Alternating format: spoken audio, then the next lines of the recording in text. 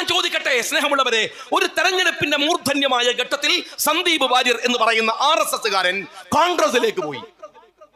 അദ്ദേഹം കോൺഗ്രസിലേക്ക് പോകുമ്പോ എന്താ ഇത്ര അതിശയമുള്ളത്? സന്തോഷമുള്ള ഒരു കാര്യമല്ലേ?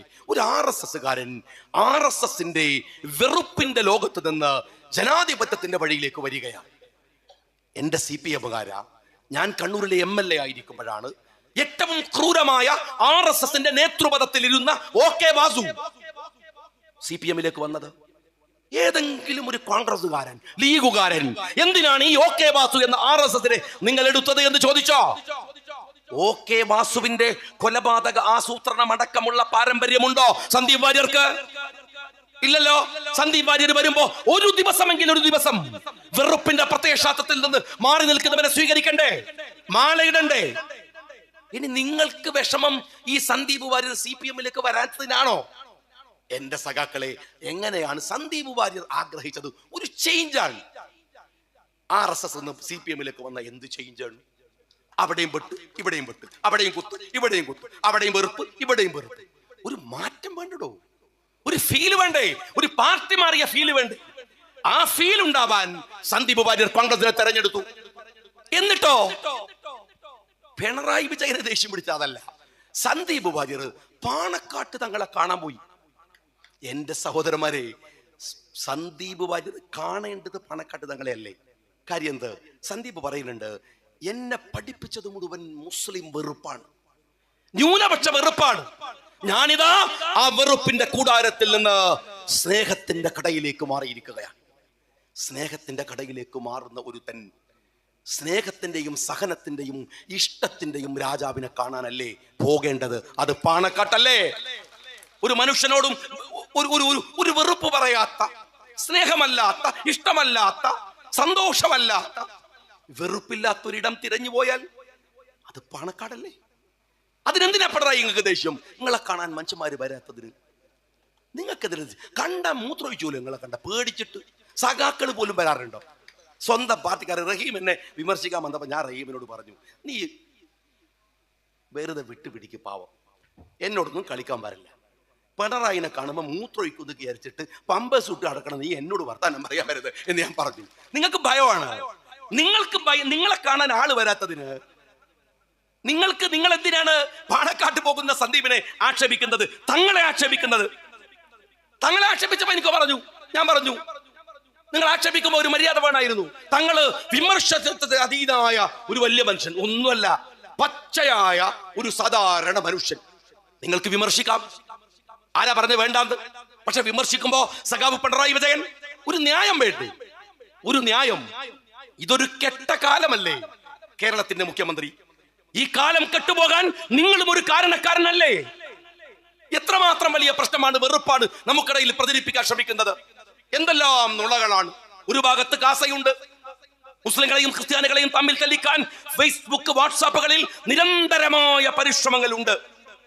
ആ സമയത്ത് ആ മനുഷ്യൻ കേരളത്തിന്റെ തെരുവുകൾ മുഴുവൻ ഓടി നടന്ന് ബിഷപ്പുമാരെ കണ്ട് അവരുമായി സംസാരിച്ചു. ഈ വെറുപ്പിന്റെ മഞ്ഞിനെ ഉരുക്കി കളയണം, അവിടെ സ്നേഹം വരട്ടെ എന്നാ മനുഷ്യൻ ആഗ്രഹിക്കുന്നത്. റോമിലേക്ക് പോകുമ്പോ തലേ ദിവസം ഞാൻ വിളിച്ചിരുന്നു സാദിഖ് അലി ശിഹാബ് തങ്ങളെ. കാരണം അദ്ദേഹവും മറ്റൊരു പരിപാടി ഉണ്ടായിരുന്നു അതിന്റെ തലേ ദിവസം. എനിക്ക് അദ്ദേഹത്തിന്റെ നടത്തം കാണുമ്പോ വലിയ സങ്കടമുണ്ടായിരുന്നു. ഒരു കാല് വലിച്ചാണ് നടക്കുന്നത്. ഞാൻ തങ്ങളോട് ചോദിച്ചു, തങ്ങളെ റോമിലേക്ക് നിങ്ങൾ പോണുണ്ടോ? എന്നോട് പറഞ്ഞു, പോകണം ഷാജി, അവിടെ നമ്മൾ പോവണ്ടേ? അവിടെ പോകുമ്പോൾ ഇവിടെ ഒരു റിസൾട്ട് ഉണ്ടാകുമെങ്കിൽ എന്തായാലും പോകണം. ഞാൻ പറഞ്ഞു, നിങ്ങളുടെ കാല് അത് സാരമില്ല, നിങ്ങൾ എത്ര ദിവസം അവിടെ ഉണ്ടാവും? എന്നോട് പറഞ്ഞു, ഒരൊറ്റ ദിവസം. തൊട്ടു പിറ്റേ ദിവസം UAE ഡേ നടക്കുകയാണ്, എനിക്ക് അവിടേക്ക് തിരിച്ചു വരണം. അവർ വല്ലാതെ നിർബന്ധിക്കുന്നു. ഞാൻ പറഞ്ഞു, എന്ത് യാത്രയാണ് തങ്ങളെ ഇത്? എന്ത് യാത്രയാണ്? അങ്ങയുടെ കാലിന് വയ്യ.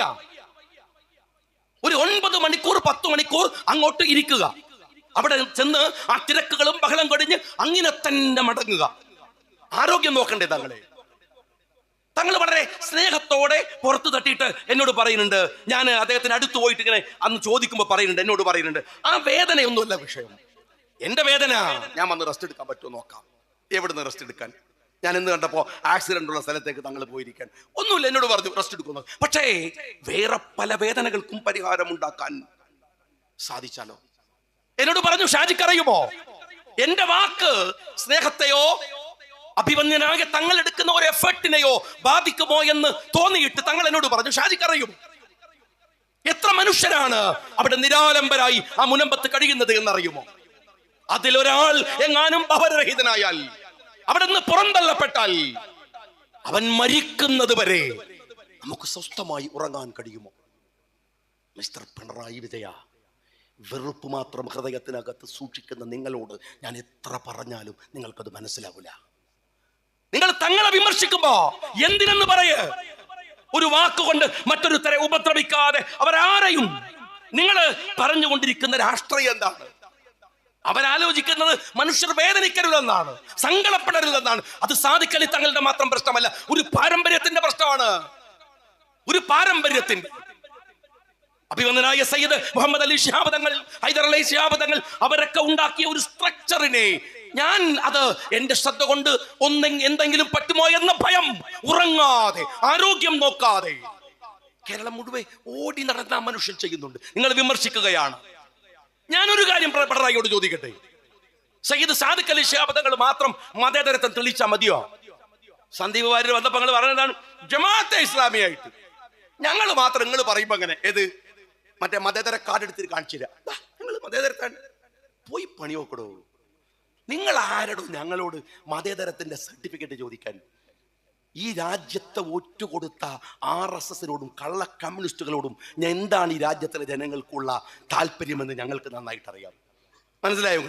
ഒറ്റുകൊടുത്തരാണ്. 1990-കൾ വരെ 80-കൾ വരെ CPM-ന്റെ വെള്ളമുണ്ടെങ്കിലെ പാർട്ടി ഓഫീസില് ആഗസ്റ്റ് 15-ന് ത്രിവർണ്ണ പതാക നിങ്ങൾ കണ്ടിട്ടുണ്ടാവില്ല.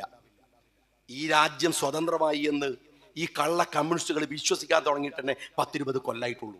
എന്നിട്ട് നിങ്ങൾ ഞങ്ങളോട് എടോ ചോദ്യം ചോദിക്കുന്നവനെ പിടിച്ച് മണ്ണ് കടത്തിയാൽ മതി, ആ മണ്ണിൽ ഞങ്ങളുടെ പിതാമഹന്മാരുടെ ചോരയുടെ മണം അവിടെ ഉണ്ടാകും. ഈ രാജ്യത്തിന് വേണ്ടി പടപറ്റി മരിച്ചവരുടെ നിങ്ങൾ മതേതരത്തെ തെളിയിക്കേണ്ട ഞങ്ങളുടെ ഒരു പ്രത്യേക ബാധ്യത.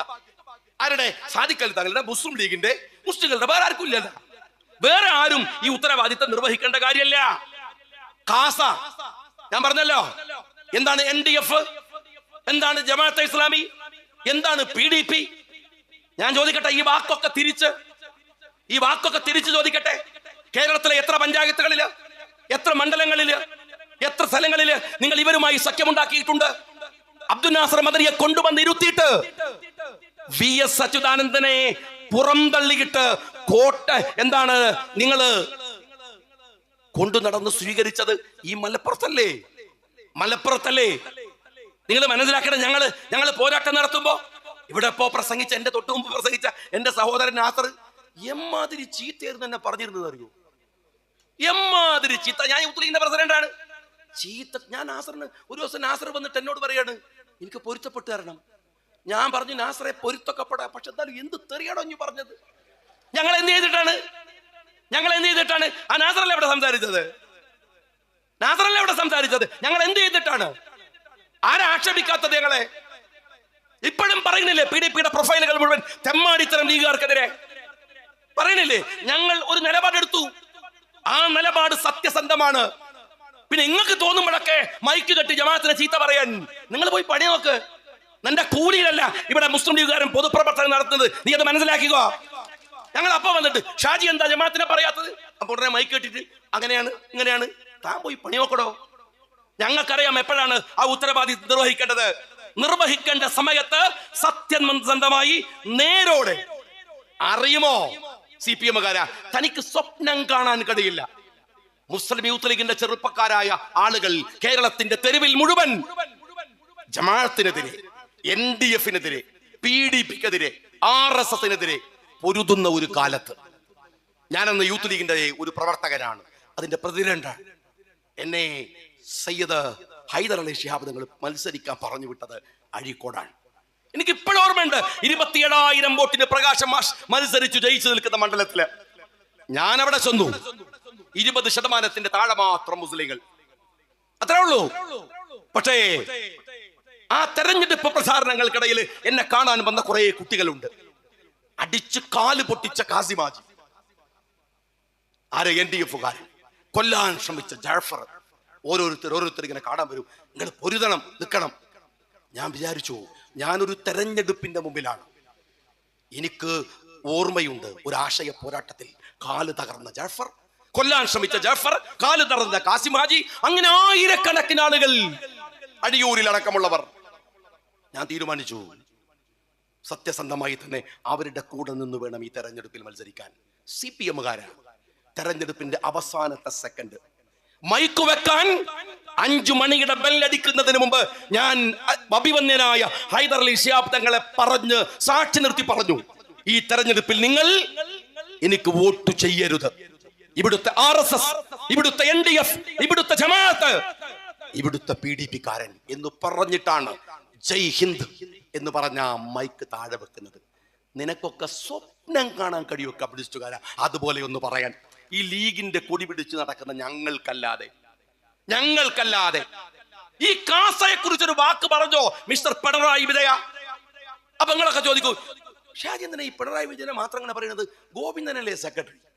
കൂലിക്കാരനോട് വർത്താൻ പറഞ്ഞിട്ട് വല്ല കാര്യമുണ്ടോ? മുതലാളിനോട് പറയാന്നല്ലാതെ. അയാളല്ലേ എന്റെ കാരണക്കാരൻ. അതുകൊണ്ട് പറയാൻ ഞാൻ ചോദിക്കുന്നത്, നിങ്ങൾ എവിടെയാണ് കാസയെ വിമർശിച്ചത്? നിങ്ങൾ ലീഗിനോട് പറയണില്ലേ?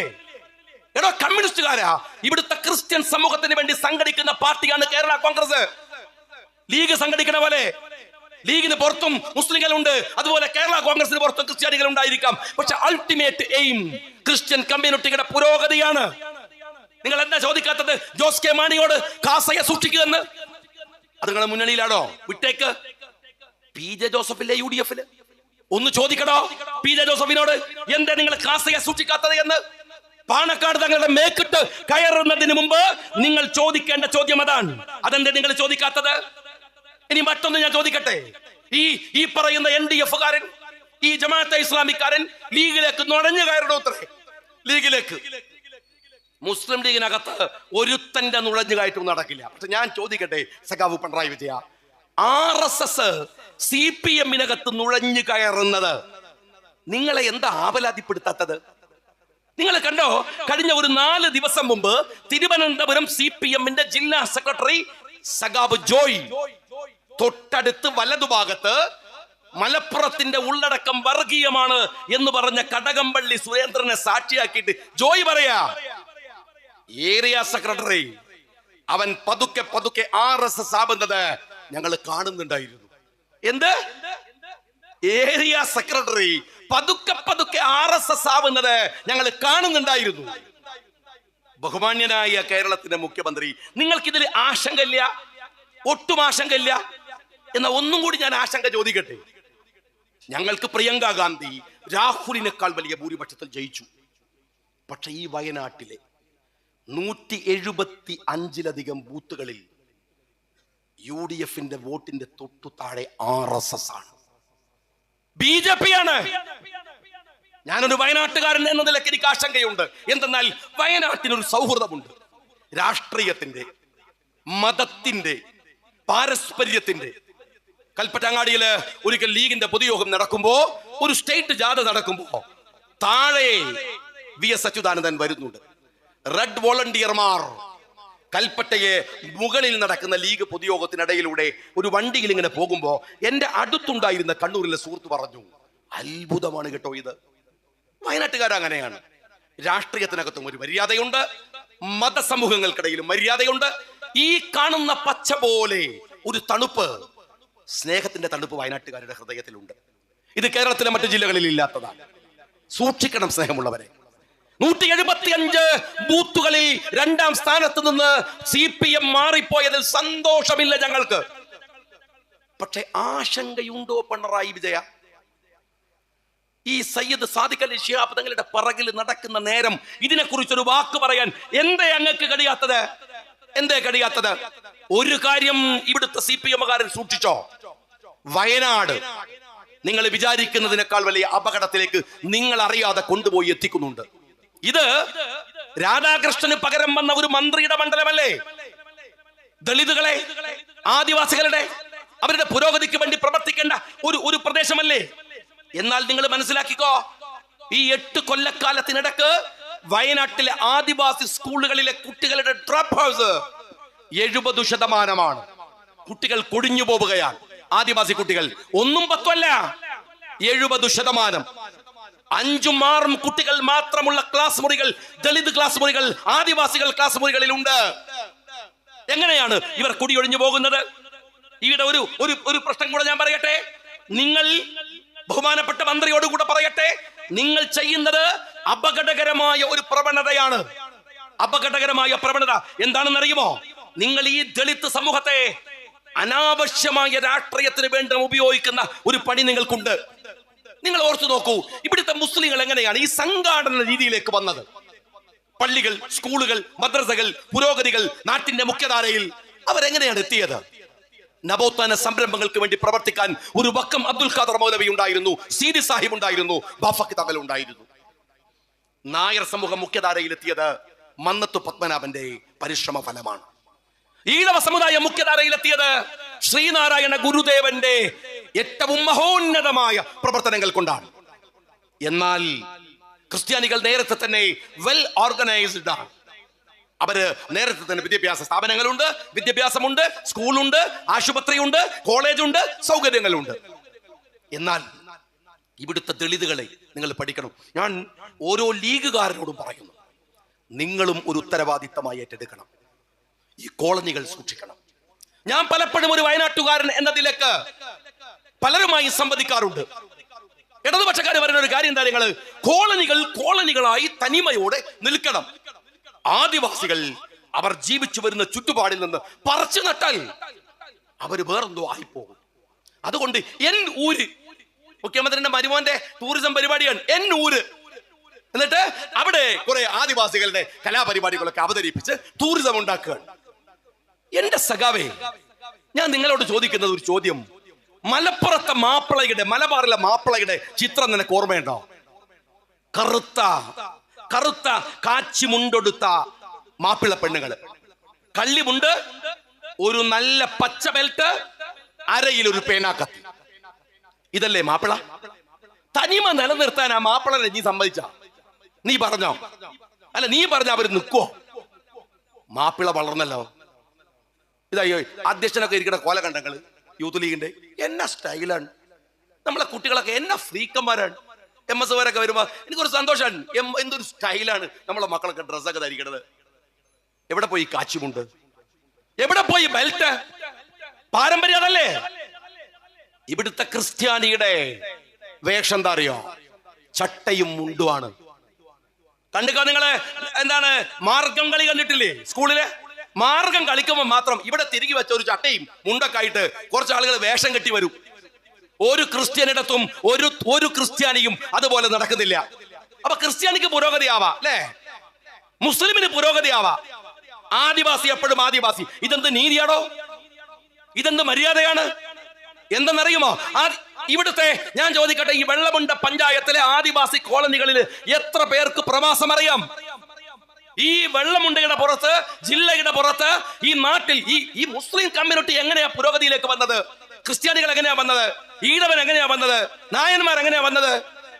അവരൊക്കെ പ്രവാസം പോലും പരിശോധിച്ചവരാണ്, വിദേശത്ത് പോയവരാണ്. എനിക്ക് പലപ്പോഴും സങ്കടമുണ്ടാക്കുന്ന ഒരു കാര്യമുണ്ട്. ഒരു അങ്ങാടിയിലേക്ക് ഒരു ദളിത് പെണ്ണ്, ഒരു പണിയറ വിഭാഗത്തിൽപ്പെട്ട ഒരു സ്ത്രീയാണ് എന്ന് നിങ്ങൾ വിചാരിക്കുക. അവർ നല്ല ഒരു സാരി എടുത്തു വന്നാൽ അവിടുത്തെ മേൽജാതിക്കാര് മാത്രല്ല, എല്ലാവരും, മുസ്ലിം ആയാലും ക്രിസ്ത്യാനി ആയാലും ഒരു പൊതുസമൂഹം അവരെ ഒരു അതിശയത്തിൽ നോക്കുക. ഞാൻ ഓരോ ലീഗുകാരനോടും പറയുന്നു, അപകടമാണ്, ചെയ്യരുത്.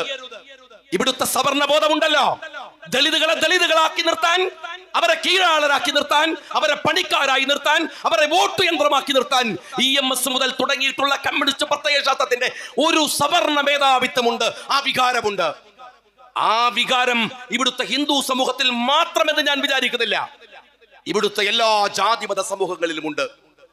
ഒരിക്കലും മനസ്സിൽ പോലും അങ്ങനെ ഒരു ചിന്ത ഉണ്ടാവരുത്. യാ അയ്യുഹന്നാസ് ഇന്നാ ഖലഖനാകും മിൻ സകരിൻ വഉൻസാ വജഅൽനാകും ശുഊബൻ വഖബാഇൽ ലിതഅറഫു ഇന്ന അക്രമക്കും ഇൻദല്ലാഹി അത്ഖാകും. നിങ്ങളെ വേർതിരിച്ചിട്ടില്ല. കോളനിയായി, വേറെയായി, ജാതിയായി, മതമായി, ഹൃദയത്തിന്റെ നേരും വിശുദ്ധിയിലും അല്ലാതെ. പക്ഷെ പലർക്കും ആ ധാരണയുണ്ട്. എപ്പോഴെങ്കിലും എന്റെ മനസ്സിൽ തോന്നുമ്പോൾ ഞാൻ അത് പറിച്ചെറിയാറുണ്ട്. എന്തിനാണ് നിങ്ങൾ ഈ ആദിവാസി സമൂഹത്തെ എടോ കമ്മ്യൂണിസ്റ്റുകാരാ ഒരു വെറും വോട്ട് യന്ത്രമാക്കി മാറ്റി നിർത്തുന്നത് ഈ വയനാട്ടിൽ? ഞാൻ ഇവിടുത്തെ മന്ത്രിയോട് പറയട്ടെ, ഇത് അപകടമാണ്. വെറുതെ അല്ല കോളനികൾ BJP പിടിമുറുക്കുന്നത്, RSS പിടിമുറുക്കുന്നത്, നിങ്ങളുടെ ബൂത്തുകളിൽ രണ്ടാം കക്ഷിയായി RSS വരുന്നത്. ഞാൻ ഇവിടുത്തെ ഓരോ മനുഷ്യരോടും പറയുന്നു, നെഞ്ചോട് ചേർത്ത് ആ സമൂഹത്തെ പിടിക്കണം. സ്കൂളുകളിൽ അവർ കൊടിഞ്ഞു പോകുന്നുണ്ടെങ്കിൽ നിങ്ങൾ അവരെ സഹായിക്കണം. അത് KMCC ആയാലും, അത് ഇവിടുത്തെ ലീഗുകാരനായാലും, ഇവിടുത്തെ കോൺഗ്രസ്സുകാരനായാലും, ഇവിടുത്തെ മനുഷ്യന്റെ ബാധ്യതയാണ്. നമ്മുടെ കണ്ണിന്റെ മുമ്പിൽ ഒരു സമൂഹം ഇങ്ങനെ തകർന്നു പോകുന്നുവെങ്കിൽ അള്ളാഹുവിന്റെ മുമ്പിൽ മറുപടി പറയേണ്ടി വരും. ഇല്ലെന്ന് വിചാരിക്കരുത്. ഇത് ഖായിദ മില്ലത്ത് മുഹമ്മദ് ഇസ്മായിൽ സാഹിബിന്റെ രാഷ്ട്രീയ പാർട്ടി എന്ന നിലയ്ക്ക് തന്നെയാണ് ഞാൻ നിങ്ങളോട് പറയുന്നത്. സൂക്ഷ്മതയുണ്ടാവണം സ്നേഹമുള്ളവരെ. ഗൗരവത്തോടെ ആ രാഷ്ട്രീയത്തെ കാണാതിരിക്കരുത് നിങ്ങളെന്ന് ഞാൻ നിങ്ങളോട് സ്നേഹപൂർവ്വം പറയുകയാണ്. ഈ സവർണാധിപത്യത്തിന്റെ ഈ വികൃതമായ രാഷ്ട്രീയം വോട്ട് മതി, അതിനപ്പുറം ചിന്തയില്ല, അതിനെന്ത് തോന്നിവാസവുമാണ്. ഈ രാഷ്ട്രീയം എത്ര കാലം കൊണ്ടു നടക്കും സഖാക്കളെ? നിങ്ങൾ ഈ അതിക്രമം, ഈ തോന്നിവാസം, നിങ്ങൾ വയനാട്ടുകാർ. ഞാൻ ഒരൊറ്റ കാര്യം ചോദിക്കട്ടെ. കണ്ണൂരില് നവീൻ ബാബു ആത്മഹത്യ ചെയ്തു എന്ന് നമ്മൾ വിചാരിച്ചു. ഞാൻ 10 കൊല്ലം അവിടുത്തെ MLA ആണ്. എനിക്കത് വിശ്വസിക്കാൻ കഴിയില്ല. കാരണം നവീൻ ബാബുവിനെ അറിയില്ല. പക്ഷേ എനിക്ക് ദിവ്യയെ അറിയാം, ഷാജറിനെ അറിയാം, പിണറായിയെ അറിയാം, P. ജയരാജനെ അറിയാം, കണ്ണൂരിലെ CPM-നെ അറിയാം. ഇതൊരു സ്വാഭാവികമാണെന്ന് ഞാൻ കരുതിയില്ല. ഞാന് നവീൻ ബാബുവിന്റെ കുടുംബം കോടതിയെ സമീപിക്കുന്നതിന് മുമ്പ് ഞാൻ പലയിടത്തും സംസാരിച്ചു. എന്താ നിങ്ങൾ വിചാരിക്കണം എന്താണ്? ദിവ്യ എന്തോ ഒരു വർത്താനം പറഞ്ഞപ്പോ കൈക്കൂലി വാങ്ങല്ലോ എന്ന് ബേജാറായിട്ട് നവീൻ ബാബു ആത്മഹത്യ ചെയ്തു എന്നാണോ? കണ്ണൂരിലെ കലക്ടറുടെ തൊട്ട് താഴെയുള്ള ഉയർന്ന പോസ്റ്റിലിരിക്കുന്ന ADM ആണ് ആ മനുഷ്യൻ. 2 പെൺകുട്ടികളാണ്. അയാളെ കാത്ത് അവർ തൊട്ടു പിറ്റേ ദിവസം അതിരാവിലെ റെയിൽവേ സ്റ്റേഷനിൽ എത്തും. അച്ഛൻ വരുന്നു എന്നറിഞ്ഞ് അവർ ഉറങ്ങാതെ കാത്തിരിക്കുന്നുണ്ടാകും. ഇനിയുള്ള നാളുകളിൽ ഞങ്ങളോടൊപ്പം ഞങ്ങളുടെ സായം സന്ധ്യകളിൽ ഞങ്ങളുടെ പൊന്നച്ഛനും കൂടെ ഉണ്ടാകും. ഹിന്ദു ആചാരപ്രകാരം ശവസംസ്കാര ചടങ്ങുകൾ നടത്താൻ ആൺകുട്ടികളാണ്. പക്ഷെ കണ്ടോ നിങ്ങൾ, ആ പെൺകുട്ടികൾ ഒരുപക്ഷേ ആചാരങ്ങൾ പറയുന്നവർ സ്തബ്ധരായി നിൽക്കെ ആ പെൺകുട്ടികൾ ആ ചിതയിൽ ഓടനുബന്ധമായ ആചാരങ്ങൾ ചെയ്യുന്നത്. നവീൻ ബാബു മരിക്കുന്നതിന് മുമ്പ്, മക്കളെ ഞാൻ പോവാണ്, എന്റെ പേരിൽ നിങ്ങൾ തലകുരിക്കരുതേ, ഞാനൊരു അഴിമതിയും നടത്തിയിട്ടില്ല, ഞാൻ അത്രക്കാരനല്ല എന്ന് നവീൻ ബാബു ഒരു കടലാസിൽ കുറിച്ചു വെച്ച് ഒരു വാട്സാപ്പിൽ ടൈപ്പ് ചെയ്തു വെച്ച്, അതല്ലെങ്കിൽ ഒരു മെസ്സേജ് എഴുതിയിട്ട് അവർക്ക് അയച്ചില്ല. നവീൻ ബാബുവിന് ഒരു ഭാര്യയുണ്ട്, നല്ല വിവരമുള്ള ഭാര്യ, വിദ്യാഭ്യാസമുള്ള ഭാര്യ, ജോലിയുള്ള ഭാര്യ. ഭാര്യ പറയാണ്, ഭാര്യയോട് നവീൻ ബാബു പറയാണ്, ഞാനിത് അപമാനിക്കും, എനിക്കറിയില്ല, ഞാൻ മരിക്കുകയാണ്. 2 പെൺകുട്ടികളാണ് കേട്ടോ, അവരുടെ വിദ്യാഭ്യാസം നീ നോക്കണം, നീ അവരെ വളർത്തണം, എനിക്ക് വേണ്ടി അത് ചെയ്യണം കേട്ടോ. ഈ യാത്ര പറയാൻ ആ മനുഷ്യൻ തയ്യാറാവില്ല എന്ന് നിങ്ങൾ വിചാരിക്കുന്നുണ്ടോ? നവീൻ ബാബുവിന്റെ ആത്മഹത്യാ കുറിപ്പ് എവിടെ? ഞാൻ ചോദിച്ചു, നവീൻ ബാബു മരിച്ചു കിടക്കുന്നു എന്ന് പറയുന്ന സ്ഥലത്ത് നിന്ന് 2 കിലോമീറ്റർ ഇല്ല കണ്ണൂർ ജില്ലാ ഗവൺമെന്റ് ആശുപത്രിയിലേക്ക്, 25 കിലോമീറ്റർ അപ്പുറമുള്ള പരിയാരം മെഡിക്കൽ കോളേജിലേക്ക്, CPM-ന്റെ കോട്ടയിലേക്ക്, ഈ ദിവ്യയുടെ ഭർത്താവ് പണിയെടുക്കുന്ന ഹോസ്പിറ്റലിലേക്ക് എന്തിനാ കൊണ്ടുപോയത്? സീൻ മഹസർ തയ്യാറാക്കുമ്പോ ബന്ധുക്കൾ, സഹപ്രവർത്തകർ ആരെയും എന്തേ നിങ്ങൾ കയറ്റാത്തത്? എന്താ കയറ്റാത്തത്? ഞാൻ സംശയിച്ചു.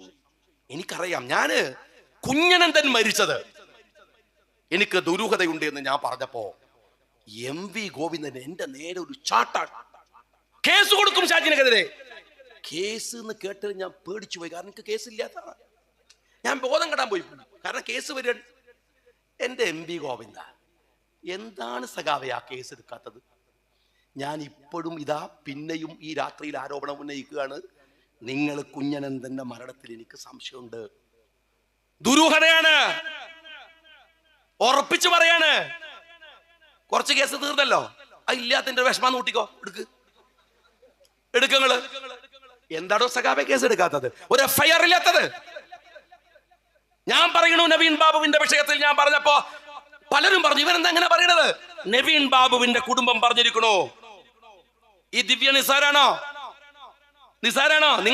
നിങ്ങളുടെ പാർട്ടിയുടെ ജില്ലാ പഞ്ചായത്ത് പ്രസിഡന്റ് മാത്രമല്ല, അവിടുത്തെ ബ്ലോക്ക് പഞ്ചായത്ത് പ്രസിഡന്റ് ഷാദിർ മാത്രമല്ല, നിങ്ങൾ പഴയ സഖാക്കളാണോ? സഖാക്കളെ ഒന്ന് പരിശോധിച്ച് നോക്ക്. എമ്മാതിരി കക്കലടവ് കക്കണത്. എന്തൊരു ടീമാണ്. മുഖ്യമന്ത്രി കുടുംബം ഇരുന്ന് കക്കാണ്. മോള് വേറെ, അമ്മാച്ചൻ വേറെ. മോൻ കുറച്ചൊരു ഷൈ ടൈപ്പാണ്. അതിന് മോന്റെ അമ്മോച്ചൻ ഇറങ്ങി. ഇവ ഇങ്ങനെ വെറുതെ നിൽക്കലേ ഉണ്ടാവുള്ളൂ പറഞ്ഞിട്ട് ലോനെ തട്ടി മാറ്റിട്ട് അമ്മോച്ചൻ ഇറങ്ങിയിട്ടാണ് ക്യാമറ കൊണ്ടുവന്നത്. എല്ലാവരും കക്കുക, ഓരോരുത്തർക്ക് ആവും പോലെ കക്കുക. മുഖ്യമന്ത്രിക്ക് അത്യാവശ്യം ഉഷാറുള്ളത് കൊണ്ട് അയാൾ കമ്പനി ഉണ്ടാക്കി കക്കുകയാണ്. K bus, K phone, K rail, K എന്ന് പറഞ്ഞൊരു കമ്പനി ഉണ്ടാക്കിയിട്ട് കക്കുകയാണ്. താഴോട്ടെത്തുമ്പോഴത്തേക്കോ ഏരിയ കമ്മിറ്റി, ലോക്കൽ കമ്മിറ്റി ഒക്കെ നമ്മളെ പീക്ക വരിന പോലെ കിണ്ടി കൊളാമ്പി തുടങ്ങിയ സാധനങ്ങളും അടിച്ചു മാറ്റിക്കൊണ്ടിരിക്കുകയാണ്. എല്ലാവരും ഇത് കക്കുകയാണ്. ഞാൻ നിങ്ങളോട് ചോദിക്കണത്, ഇത് പറയാൻ ബാധ്യത എനിക്കില്ലേ? നിങ്ങൾ എന്നോട് ദേഷ്യം പിടിച്ചത് എന്റെ പേരിൽ കേസ് കൊടുത്തതിനാണ്. എന്തിനാ ദേഷ്യം പിടിക്കണത്? എടോ, ഞാൻ അഴീക്കോടുന്ന് ജയിക്കണത് നിങ്ങളുടെ കോട്ടയെന്നാണ്. മനുഷ്യന്മാർ എന്തിനാ വോട്ട് തരുന്നത്? എന്നെ എന്തിനാ പറഞ്ഞേക്കുന്നത്? CPM-ന്റെ ഒരു വലിയ നേതാവിനെ തോൽപ്പിച്ചിട്ട് എന്നെ ജയിപ്പിക്കുമ്പോൾ അവർക്കൊരു പ്രതീക്ഷയില്ലേ?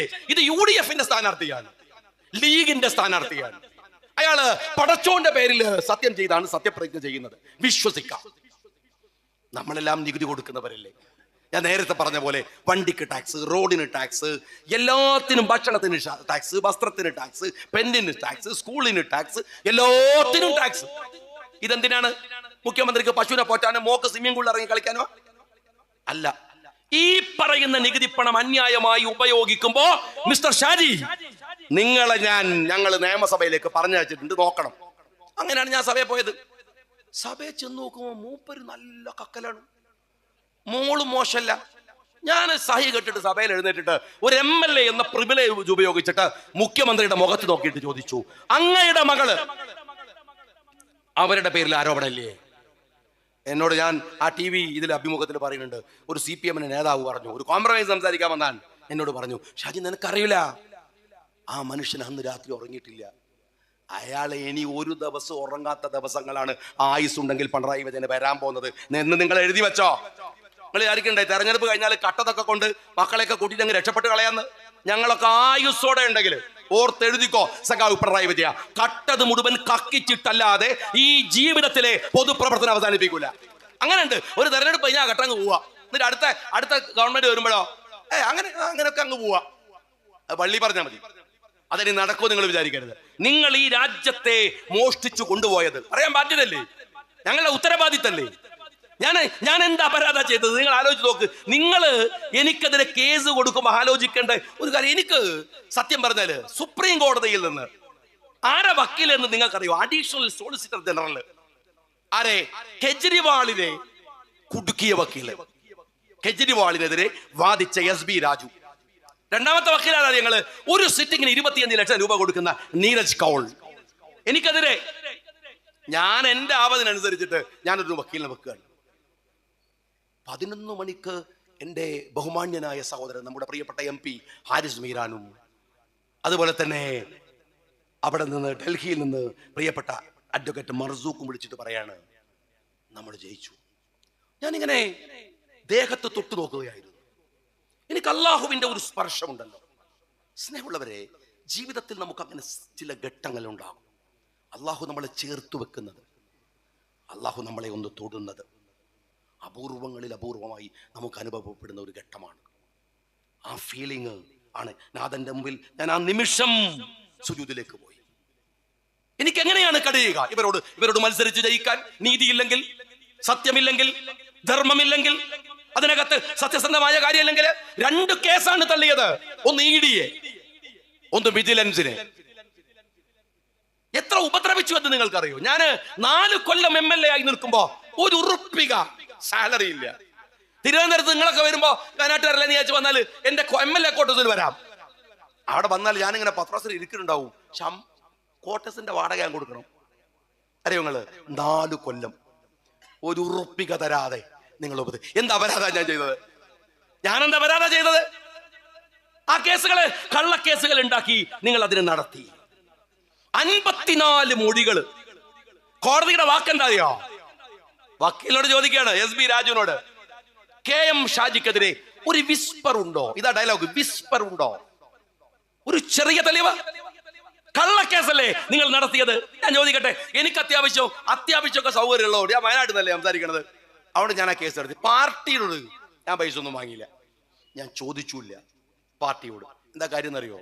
ഞാനിപ്പം വരുമ്പോൾ നമ്മളെ കുറേ സുഹൃത്തുക്കൾ, നാസറൊക്കെ ഉണ്ടായിരുന്നു അവിടെ, ഇസ്മായിലും എല്ലാവരും കൂടെ കൂടിയിട്ട് എന്നെ ഇങ്ങനെ കൂട്ടിക്കൊണ്ടുവന്ന് ഈ സ്റ്റേജിലിരുത്തി. നിങ്ങൾ താഴെ ഇരിക്കുകയാണ്, ഞാൻ നിങ്ങളുടെ കുറച്ച് മുകളിൽ ഇവിടെ നിൽക്കുകയാണ്. നിങ്ങൾ ഹൃദയം അറിഞ്ഞിട്ടാണ് ഷാജി അവിടെ നിന്നോ എന്ന് സമ്മതിച്ചത്. ഇനിയും എനിക്കിവിടെ നിൽക്കണമെന്നുണ്ടെങ്കിൽ ഞാൻ ഒരു അഴിമതിക്കാരനല്ലെന്ന് തെളിയിക്കേണ്ട ബാധ്യത എന്റേത് മാത്രമാണ്, എന്റെ ബാധ്യതയാണ്. ഞാൻ ഒറ്റയ്ക്ക് കേസ് നടത്തി. പല സുഹൃത്തുക്കളും ചോദിച്ചു, പലരും വന്നു എന്നോട്. എന്റെ ആത്മബന്ധങ്ങളുള്ള സുഹൃത്തുക്കളല്ലാതെ ആരുടെ അടുത്ത് പോയില്ല. ഒരു സിറ്റിങ്ങിന് എത്ര രൂപ വേണം സുപ്രീം കോടതിയിൽ എന്ന് നിങ്ങൾക്കറിയാം. പക്ഷെ ഉള്ളിലൊരു കനലുണ്ടായിരുന്നു. എന്റെ മകള് പഠിക്കുന്ന സ്കൂളിൽ പോയി അപമാനിക്കാൻ ശ്രമിച്ചു ഈ പിണറായിയുടെ കയ്യാളന്മാർ.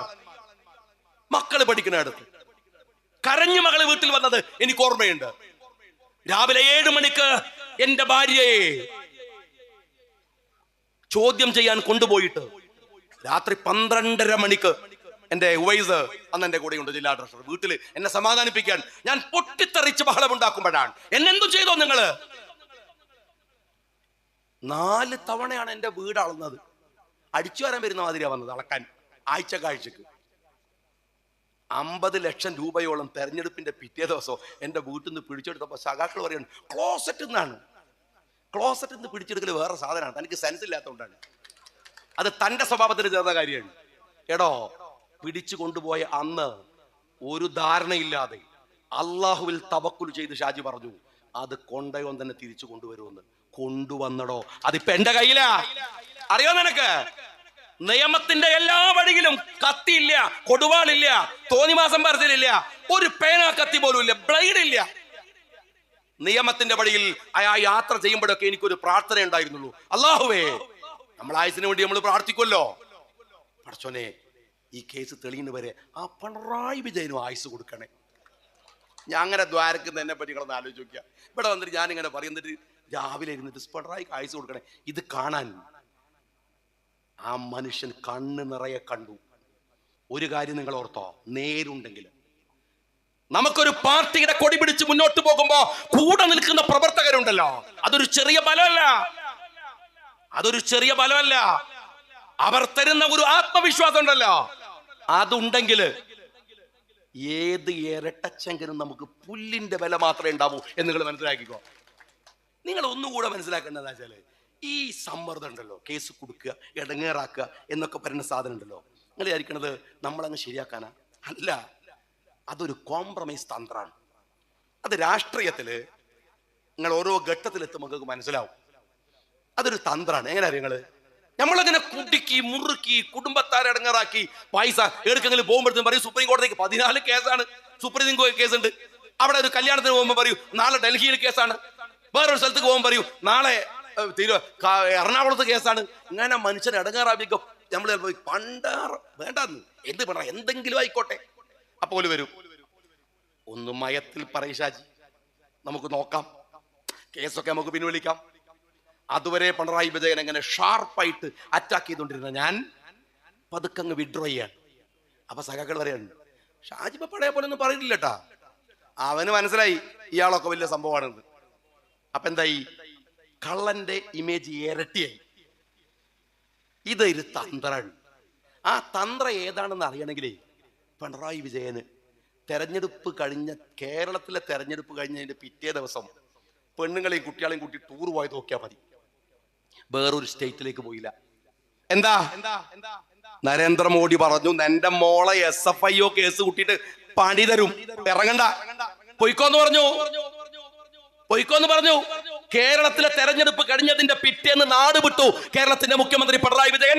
എന്നല്ല, ഇന്ത്യയിൽ CPM-ന്റെ അവസാനത്തെ ഈ ഒറ്റ മുഖ്യമന്ത്രി.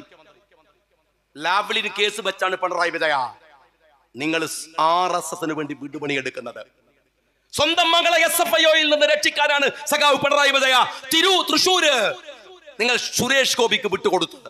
ഇത് പൊളിറ്റിക്കൽ കോംപ്രമൈസ് ആണ്. ഈ കോംപ്രമൈസിന്റെ മുമ്പില് ആളുകളെ കൊണ്ടുപോയി വെക്കാനാണ് ഇവർ ഈ സമ്മർദ്ദങ്ങൾ ഉണ്ടാക്കുന്നത്. അത് തിരിച്ചറിയുക പ്രധാനമാണ്. ഞാൻ വെള്ളമുണ്ടയിലെ സുഹൃത്തുക്കളോട് പറയട്ടെ, ഈ രാഷ്ട്രീയ പോരാട്ടങ്ങളിൽ സത്യസന്ധതയോടെ, നേരോടെ, കരുത്തോടെ മുന്നോട്ട് പോവുക. ഒരു പാരമ്പര്യമുണ്ട് നമുക്ക്.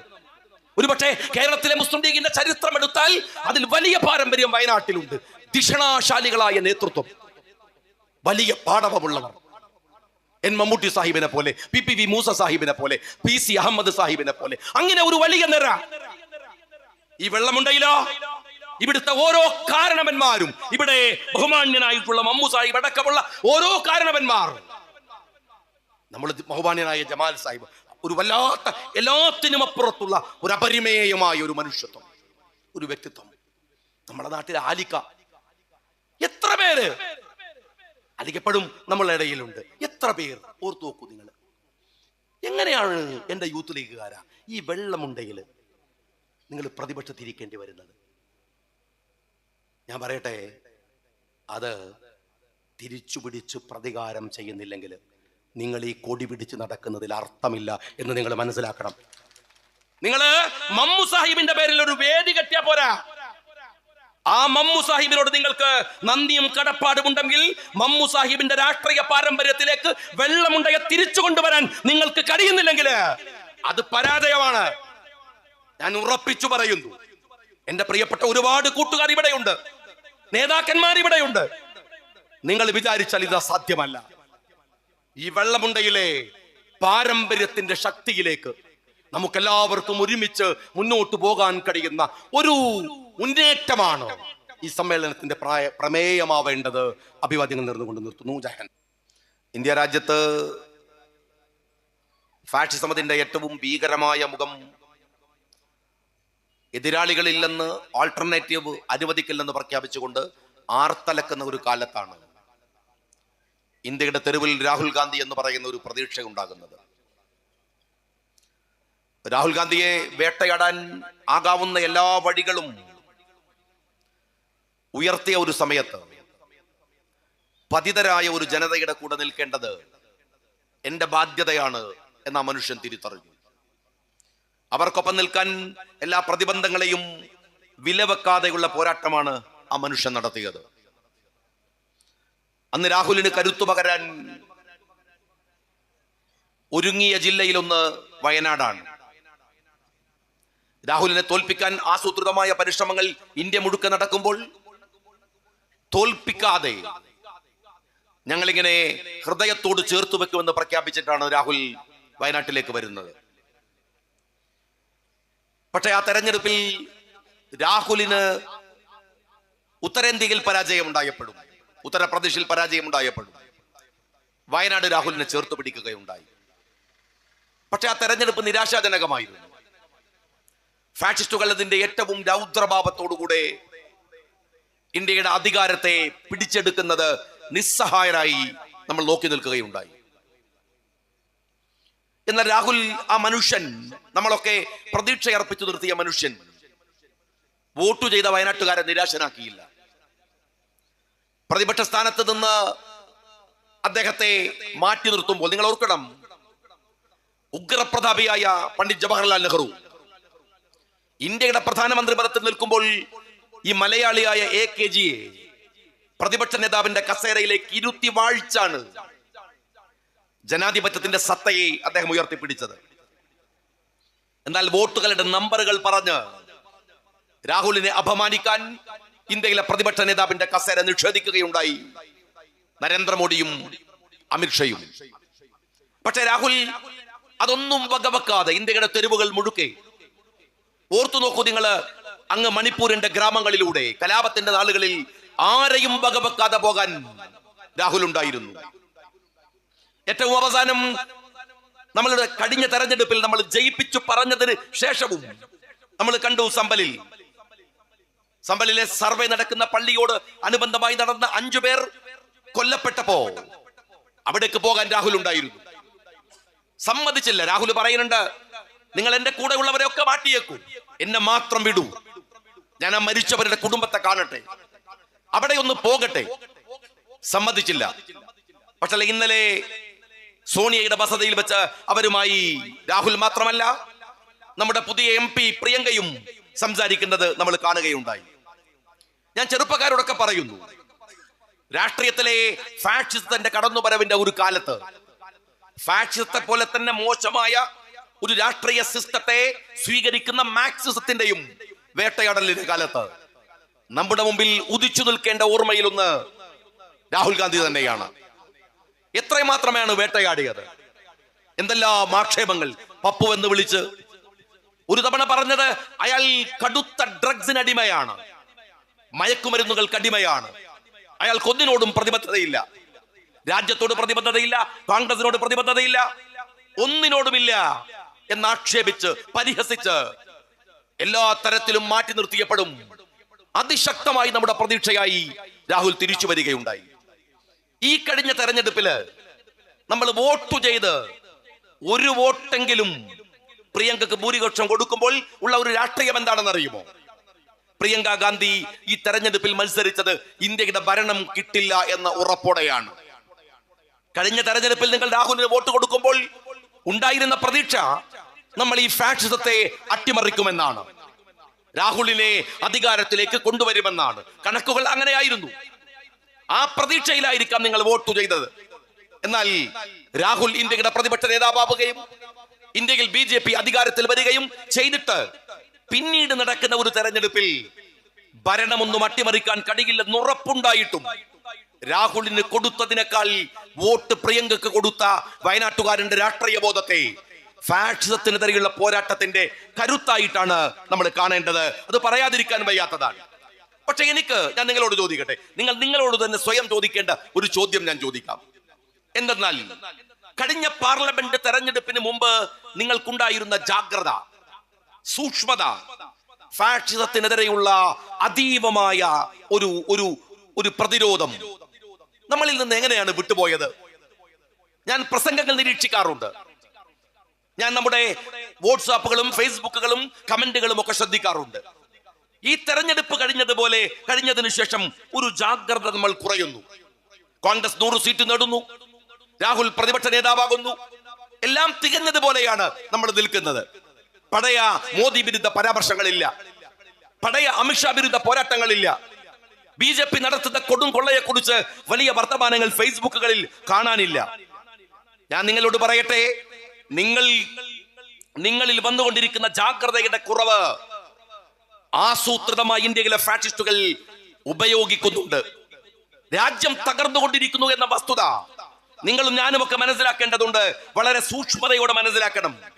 ഇന്ത്യ തകരുകയാണ്. മിനിഞ്ഞാന്ന് ഇന്ത്യയുടെ സാമ്പത്തിക നിലവാരത്തെ കുറിച്ച് പറയുന്ന മീഡിയകൾ പറയുന്നത് ഇന്ത്യയുടെ GDP-യുടെ കണക്കാണ്. GDP 5.6 ആണ് ഇന്ത്യയിൽ ഇപ്പോഴുള്ളത്. 5.6 എന്ന് പറയുന്നത് ഒരു ദരിദ്ര രാജ്യത്തിന്റെ GDP-യുടെ വളർച്ചയാണ്. ഏറ്റവും മിനിമം ഒരു രാജ്യം സസ്റ്റെയിൻ ചെയ്തു നിൽക്കണമെങ്കിൽ 10% GDP-യിൽ വളർച്ചയുണ്ടാവണം. 5.6 ഉണ്ടാകുമ്പോൾ എന്താണ് പ്രശ്നം എന്ന് നിങ്ങൾ വിചാരിക്കുന്നുണ്ടോ? ഞാൻ പറയാം. നിങ്ങളുടെ സ്കൂളിൽ പഠിക്കുന്ന കുട്ടികൾ, കോളേജിൽ പഠിക്കുന്ന കുട്ടികൾ, അവരുടെ പഠനം കഴിഞ്ഞ് പുറത്തു വന്നാൽ അവർക്കൊരു പ്യൂണിന്റെ തൊഴിൽ പോലും കൊടുക്കാൻ കഴിയുന്ന സാമ്പത്തിക ഭദ്രതയുടെ വളർച്ചയല്ല 5.6 എന്ന് പറയുന്നത്. അതിന് സാധിക്കണമെങ്കിൽ ഒരു 10% GDP എങ്കിലും ഉണ്ടാക്കുവാൻ കഴിയണം ഈ രാജ്യത്തിന്. പക്ഷെ കഴിയുന്നില്ല. എന്തുകൊണ്ടാണ് ഈ GDP തകരുന്നത്? നിങ്ങൾ നിങ്ങളുടെ ജീവിതത്തിലേക്ക് തിരിഞ്ഞു നോക്കൂ. ഒരുപക്ഷെ കേരളത്തിൽ അത് എത്രത്തോളം ബോധ്യമാകുമെന്ന് എനിക്കറിയില്ല. കാരണം കേരളം ഒരു പ്രവാസി സ്റ്റേറ്റ് ആണ്. അതിനപ്പുറം എന്നാലും സാധാരണക്കാരൻ അവന്റെ ജീവിതത്തിലേക്ക് നോക്കൂ. സാധാരണക്കാരന്റെ ജീവിതം പതുക്കെ ഇടുങ്ങുകയാണ്.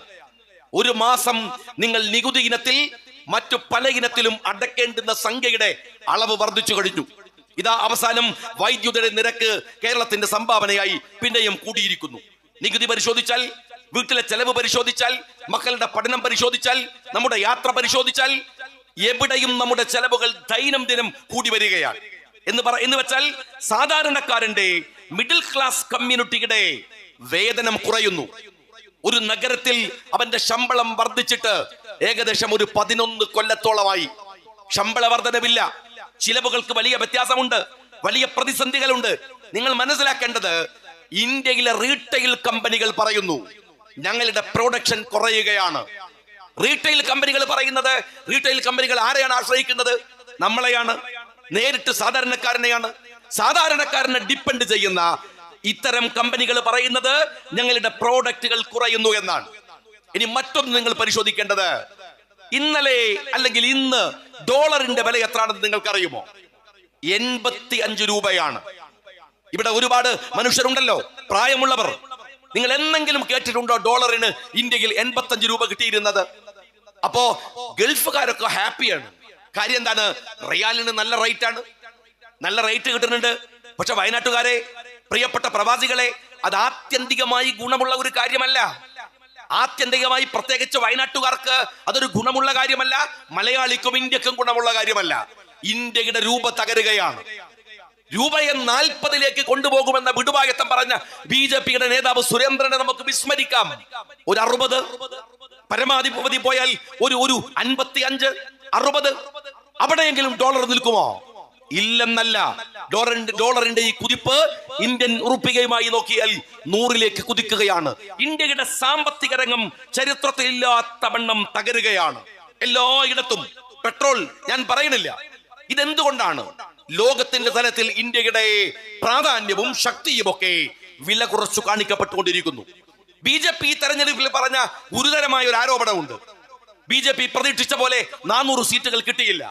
ഭരണഘടന അട്ടിമറിക്കാം, NRC കൊണ്ടുവരാം, ജനങ്ങളെ പീഡിപ്പിക്കാം എന്ന മോദിയുടെ സ്വപ്നങ്ങളെ മുഴുവൻ രാഹുൽ ഗാന്ധി, ഇന്ത്യയിലെ മനുഷ്യർ ആ മനുഷ്യന്റെ പിറകിൽ ഉരുക്കുപോലെ ഉറച്ചു നിന്ന് തകർത്തു കളഞ്ഞു. BJP അതിന് ഇന്ത്യയുടെ പാർലമെന്റിൽ പറഞ്ഞ വിശദീകരണം US-ന്റെ സഹായത്തോടെ ഈ തെരഞ്ഞെടുപ്പിനെ അട്ടിമറിച്ചു എന്നാണ്. നിങ്ങൾ മനസ്സിലാക്കേണ്ടത്, പാർലമെന്റിനകത്ത് BJP പറയുകയാണ് ജോർജ് സോറസ് ഫൗണ്ടേഷൻ, ആ ജോർജ് സോറസ് ഫൗണ്ടേഷന്റെ ഫണ്ട് നൽകുന്ന ഗ്രൂപ്പുമായി സോണിയാഗാന്ധിക്ക് ബന്ധമുണ്ട്. പറയുന്ന കാര്യങ്ങൾക്ക് ഒരു നേര് വേണ്ടേ? എന്നിട്ട് സോണിയാഗാന്ധിക്ക് ഈ കമ്പനിയുമായി ബന്ധമുണ്ടെന്ന് മാത്രമല്ല, ഫ്രഞ്ച് മീഡിയയായിട്ടുള്ള അവിടുത്തെ ഫ്രഞ്ച് പ്രസിദ്ധീകരണമായ മീഡിയ പാർട്ട് എന്ന് പറയുന്ന പത്രത്തിൽ, ഈ മീഡിയയിൽ ഇതിനെക്കുറിച്ച് വന്നിട്ടുണ്ട് എന്നാണ്. നിങ്ങൾ മനസ്സിലാക്കണം, ഇന്ത്യയുടെ പാർലമെന്റിൽ അതിരൂക്ഷമായ ഒരു ആരോപണം രാഹുൽ ഗാന്ധിക്കെതിരെ, പ്രിയങ്ക ഗാന്ധിക്കെതിരെ, ജനാധിപത്യ ശക്തികൾക്കെതിരെ ഈ നുണയുടെ രാജാക്കന്മാർ പറയുകയുണ്ടായി. എന്നാൽ ഇന്നലെയും മെനഞ്ഞാന്നും നിങ്ങൾ കേട്ടിട്ടുണ്ടാകും എന്ന് ഞാൻ വിചാരിക്കുന്നു, ഈ ഫ്രഞ്ച് മീഡിയ പാർട്ടിന്റെ ഡയറക്ടർ കാരിൻ ഫ്യൂട്ടോ പത്രക്കാരോട്, ലോകത്തോട് വിളിച്ചു പറഞ്ഞു, ഞങ്ങളുടെ പത്രത്തിൽ അങ്ങനെ ഒരു വാർത്ത വന്നിട്ടില്ല. എന്തു കഥയാണ്? ഇന്ത്യയുടെ പാർലമെന്റിനകത്ത് രാജ്യം ഭരിക്കുന്ന ഒരു പാർട്ടി ഇന്ത്യയിലെ പ്രതിപക്ഷ നേതാവിനെ, ഇന്ത്യയുടെ പ്രധാനമന്ത്രി പദം കൈവെള്ളയിൽ വെച്ച് കൊടുത്തിട്ടും തനിക്ക് വേണ്ടെന്ന് പ്രഖ്യാപിച്ച സോണിയാഗാന്ധിയെ അപമാനിക്കുന്നതിന് വേണ്ടി പറഞ്ഞ ഒരു കാര്യം ആ പത്രത്തിന്റെ ഡയറക്ടർ വന്നിട്ട് പറയുന്നു ഞങ്ങളുടെ പത്രത്തിൽ വന്നിട്ടേ ഇല്ല. ലോകം ഇത് കാണുന്നില്ലേ സഹോദരന്മാരെ? ഫ്രഞ്ച് മീഡിയകൾ മാത്രമല്ല, അമേരിക്ക ഇത് കാണുന്നില്ലേ? നുണ കൊണ്ട്, കള്ളം കൊണ്ട്, വൃത്തികേടുകൾ കൊണ്ട് ഒരു പോസ്റ്റ് ട്രൂത്ത് കാലത്ത് തെറ്റുകൾ ചെയ്തുകൊണ്ടിരിക്കുന്ന ഒരു ഗവൺമെന്റ് ആണ് ഈ രാജ്യം ഭരിച്ചുകൊണ്ടിരിക്കുന്നത് എന്ന ഓർമ്മ നിങ്ങൾക്കുണ്ടാവണം. സോഷ്യൽ മീഡിയ കൈകാര്യം ചെയ്യുന്ന ഈ ഗ്രാമപ്രദേശത്തിലെ സാധാരണ മനുഷ്യരോട് ഞാൻ പറയട്ടെ, കുറച്ച് ദിവസമായി വരുന്ന ചില വാർത്തയുണ്ട്. അതിലൊന്ന്, ബംഗ്ലാദേശിൽ ഹിന്ദുക്കൾ മാരകമായി പീഡിപ്പിക്കപ്പെടുന്നു എന്നാണ്. ലോകത്തിലെ ഒരു രാജ്യത്തും ഏതു തരത്തിലും ഭരണകൂടമോ ഭൂരിപക്ഷമോ അവിടുത്തെ മൈനോറിറ്റിക്കെതിരെ നടത്തുന്ന ഏത് ആക്രമണവും അപലപിക്കപ്പെടേണ്ടതാണ്. ഇന്നലെ ബഹുമാനപ്പെട്ട സാദിഖ് അലി ശിഹാബ് തങ്ങളുടെ അധ്യക്ഷതയിൽ ചേർന്ന ലീഗ് അതിൽ കൃത്യമായ നിലപാടും പ്രമേയവും എടുക്കുകയുണ്ടായി. ഞാൻ പറയുന്നത്, പക്ഷേ ഈ ബംഗ്ലാദേശിൽ നടക്കുന്ന അതിക്രമം എന്ന് പറഞ്ഞ് സോഷ്യൽ മീഡിയയിൽ വരുന്ന കഥകൾ നുണയാണ് എന്ന് മാതൃഭൂമി കൃത്യമായി പറഞ്ഞു. ഓരോന്നും എടുത്തു പറഞ്ഞു, ഓരോ കഥകൾ എടുത്തു പറഞ്ഞു. എന്നാൽ നിങ്ങൾ മനസ്സിലാക്കേണ്ടത്, അത്രമേൽ മാരകമായ കഥകൾ സോഷ്യൽ മീഡിയയിൽ വരുമ്പോ ദയവ് ചെയ്ത് നിങ്ങളത് പ്രചരിപ്പിക്കരുത്. ദയവ് ചെയ്ത് ഈ കളവുകൾ പ്രചരിപ്പിക്കുന്ന സംഘി നുണയന്മാരുടെ വാർത്തകൾ ഇതെന്താണ് എന്ന് ചോദിച്ചു പോലും മറ്റൊരു വാട്സാപ്പിലേക്ക് പ്രചരിപ്പിക്കാതിരിക്കാൻ നിങ്ങൾ സൂക്ഷിക്കണമെന്ന് ഞാൻ എന്റെ പ്രിയപ്പെട്ട സഹോദരന്മാരോട് പറയുകയാണ്.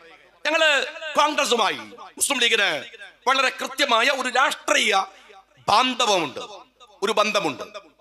പലരും ചോദിക്കുന്ന ഒരു ചോദ്യമുണ്ട്, ഞാൻ രാഹുൽജിയെ കുറിച്ച് പറയുമ്പോൾ, അല്ലെങ്കിൽ കോൺഗ്രസുമായുള്ള രാഷ്ട്രീയ ബന്ധത്തെക്കുറിച്ച് പറയുമ്പോൾ, എന്തിനാണ് ലീഗ് ഇങ്ങനെ കോൺഗ്രസിനെ ന്യായീകരിക്കുന്നത് എന്നൊരു ചോദ്യമുണ്ട്. ഇന്ത്യയുടെ ചരിത്രം അറിയാത്തവരാണത് ചോദിക്കുന്നത്. എന്തുകൊണ്ടാണ് കോൺഗ്രസ് ഈ രാജ്യത്ത് പിന്നെയും ഭരണത്തിൽ വരണമെന്ന് ഞങ്ങൾ വിചാരിക്കുന്നത് എന്നറിയുമോ നിങ്ങൾക്ക്? കമ്മ്യൂണിസ്റ്റ് പാർട്ടിക്കാരാ, ഞങ്ങൾക്ക് നാളെ കോൺഗ്രസിനെ ഇതിനേക്കാൾ ഉറച്ച ഭാഷയിൽ വിമർശിക്കാൻ ഞങ്ങൾക്ക് അവകാശമുള്ള ഒരു രാജ്യം ഇവിടെ നിലനിൽക്കണമെന്നത് കൊണ്ടാണ്. ഈ രാജ്യത്തിന്റെ ഭരണം ഫാഷിസ്റ്റുകളുടെ കയ്യിലാണെങ്കിൽ, ഈ രാജ്യത്തിന്റെ ഭരണം മാർക്സിസ്റ്റുകളുടെ കയ്യിലാണെങ്കിൽ, മരിക്കുന്നത് ജനാധിപത്യമായിരിക്കും. മരിക്കുന്നത് ജനാധിപത്യമായിരിക്കും. ഞാൻ CPM-കാരോട് ചോദിക്കട്ടെ, നിങ്ങൾ എത്രമാത്രം വിമർശിച്ച മനുഷ്യനാണ് രാഹുൽ ഗാന്ധി? പറയാത്ത മോശക്കേട് എന്താ ഉണ്ടായിരുന്നത്? നിങ്ങളുടെ ഈ സഖാബ് പിണറായി വിജയൻ ഈ തെരഞ്ഞെടുപ്പിൽ പോലും പപ്പു എന്ന് വിളിച്ചത് ഈ രാജ്യം കേട്ടതാണ്.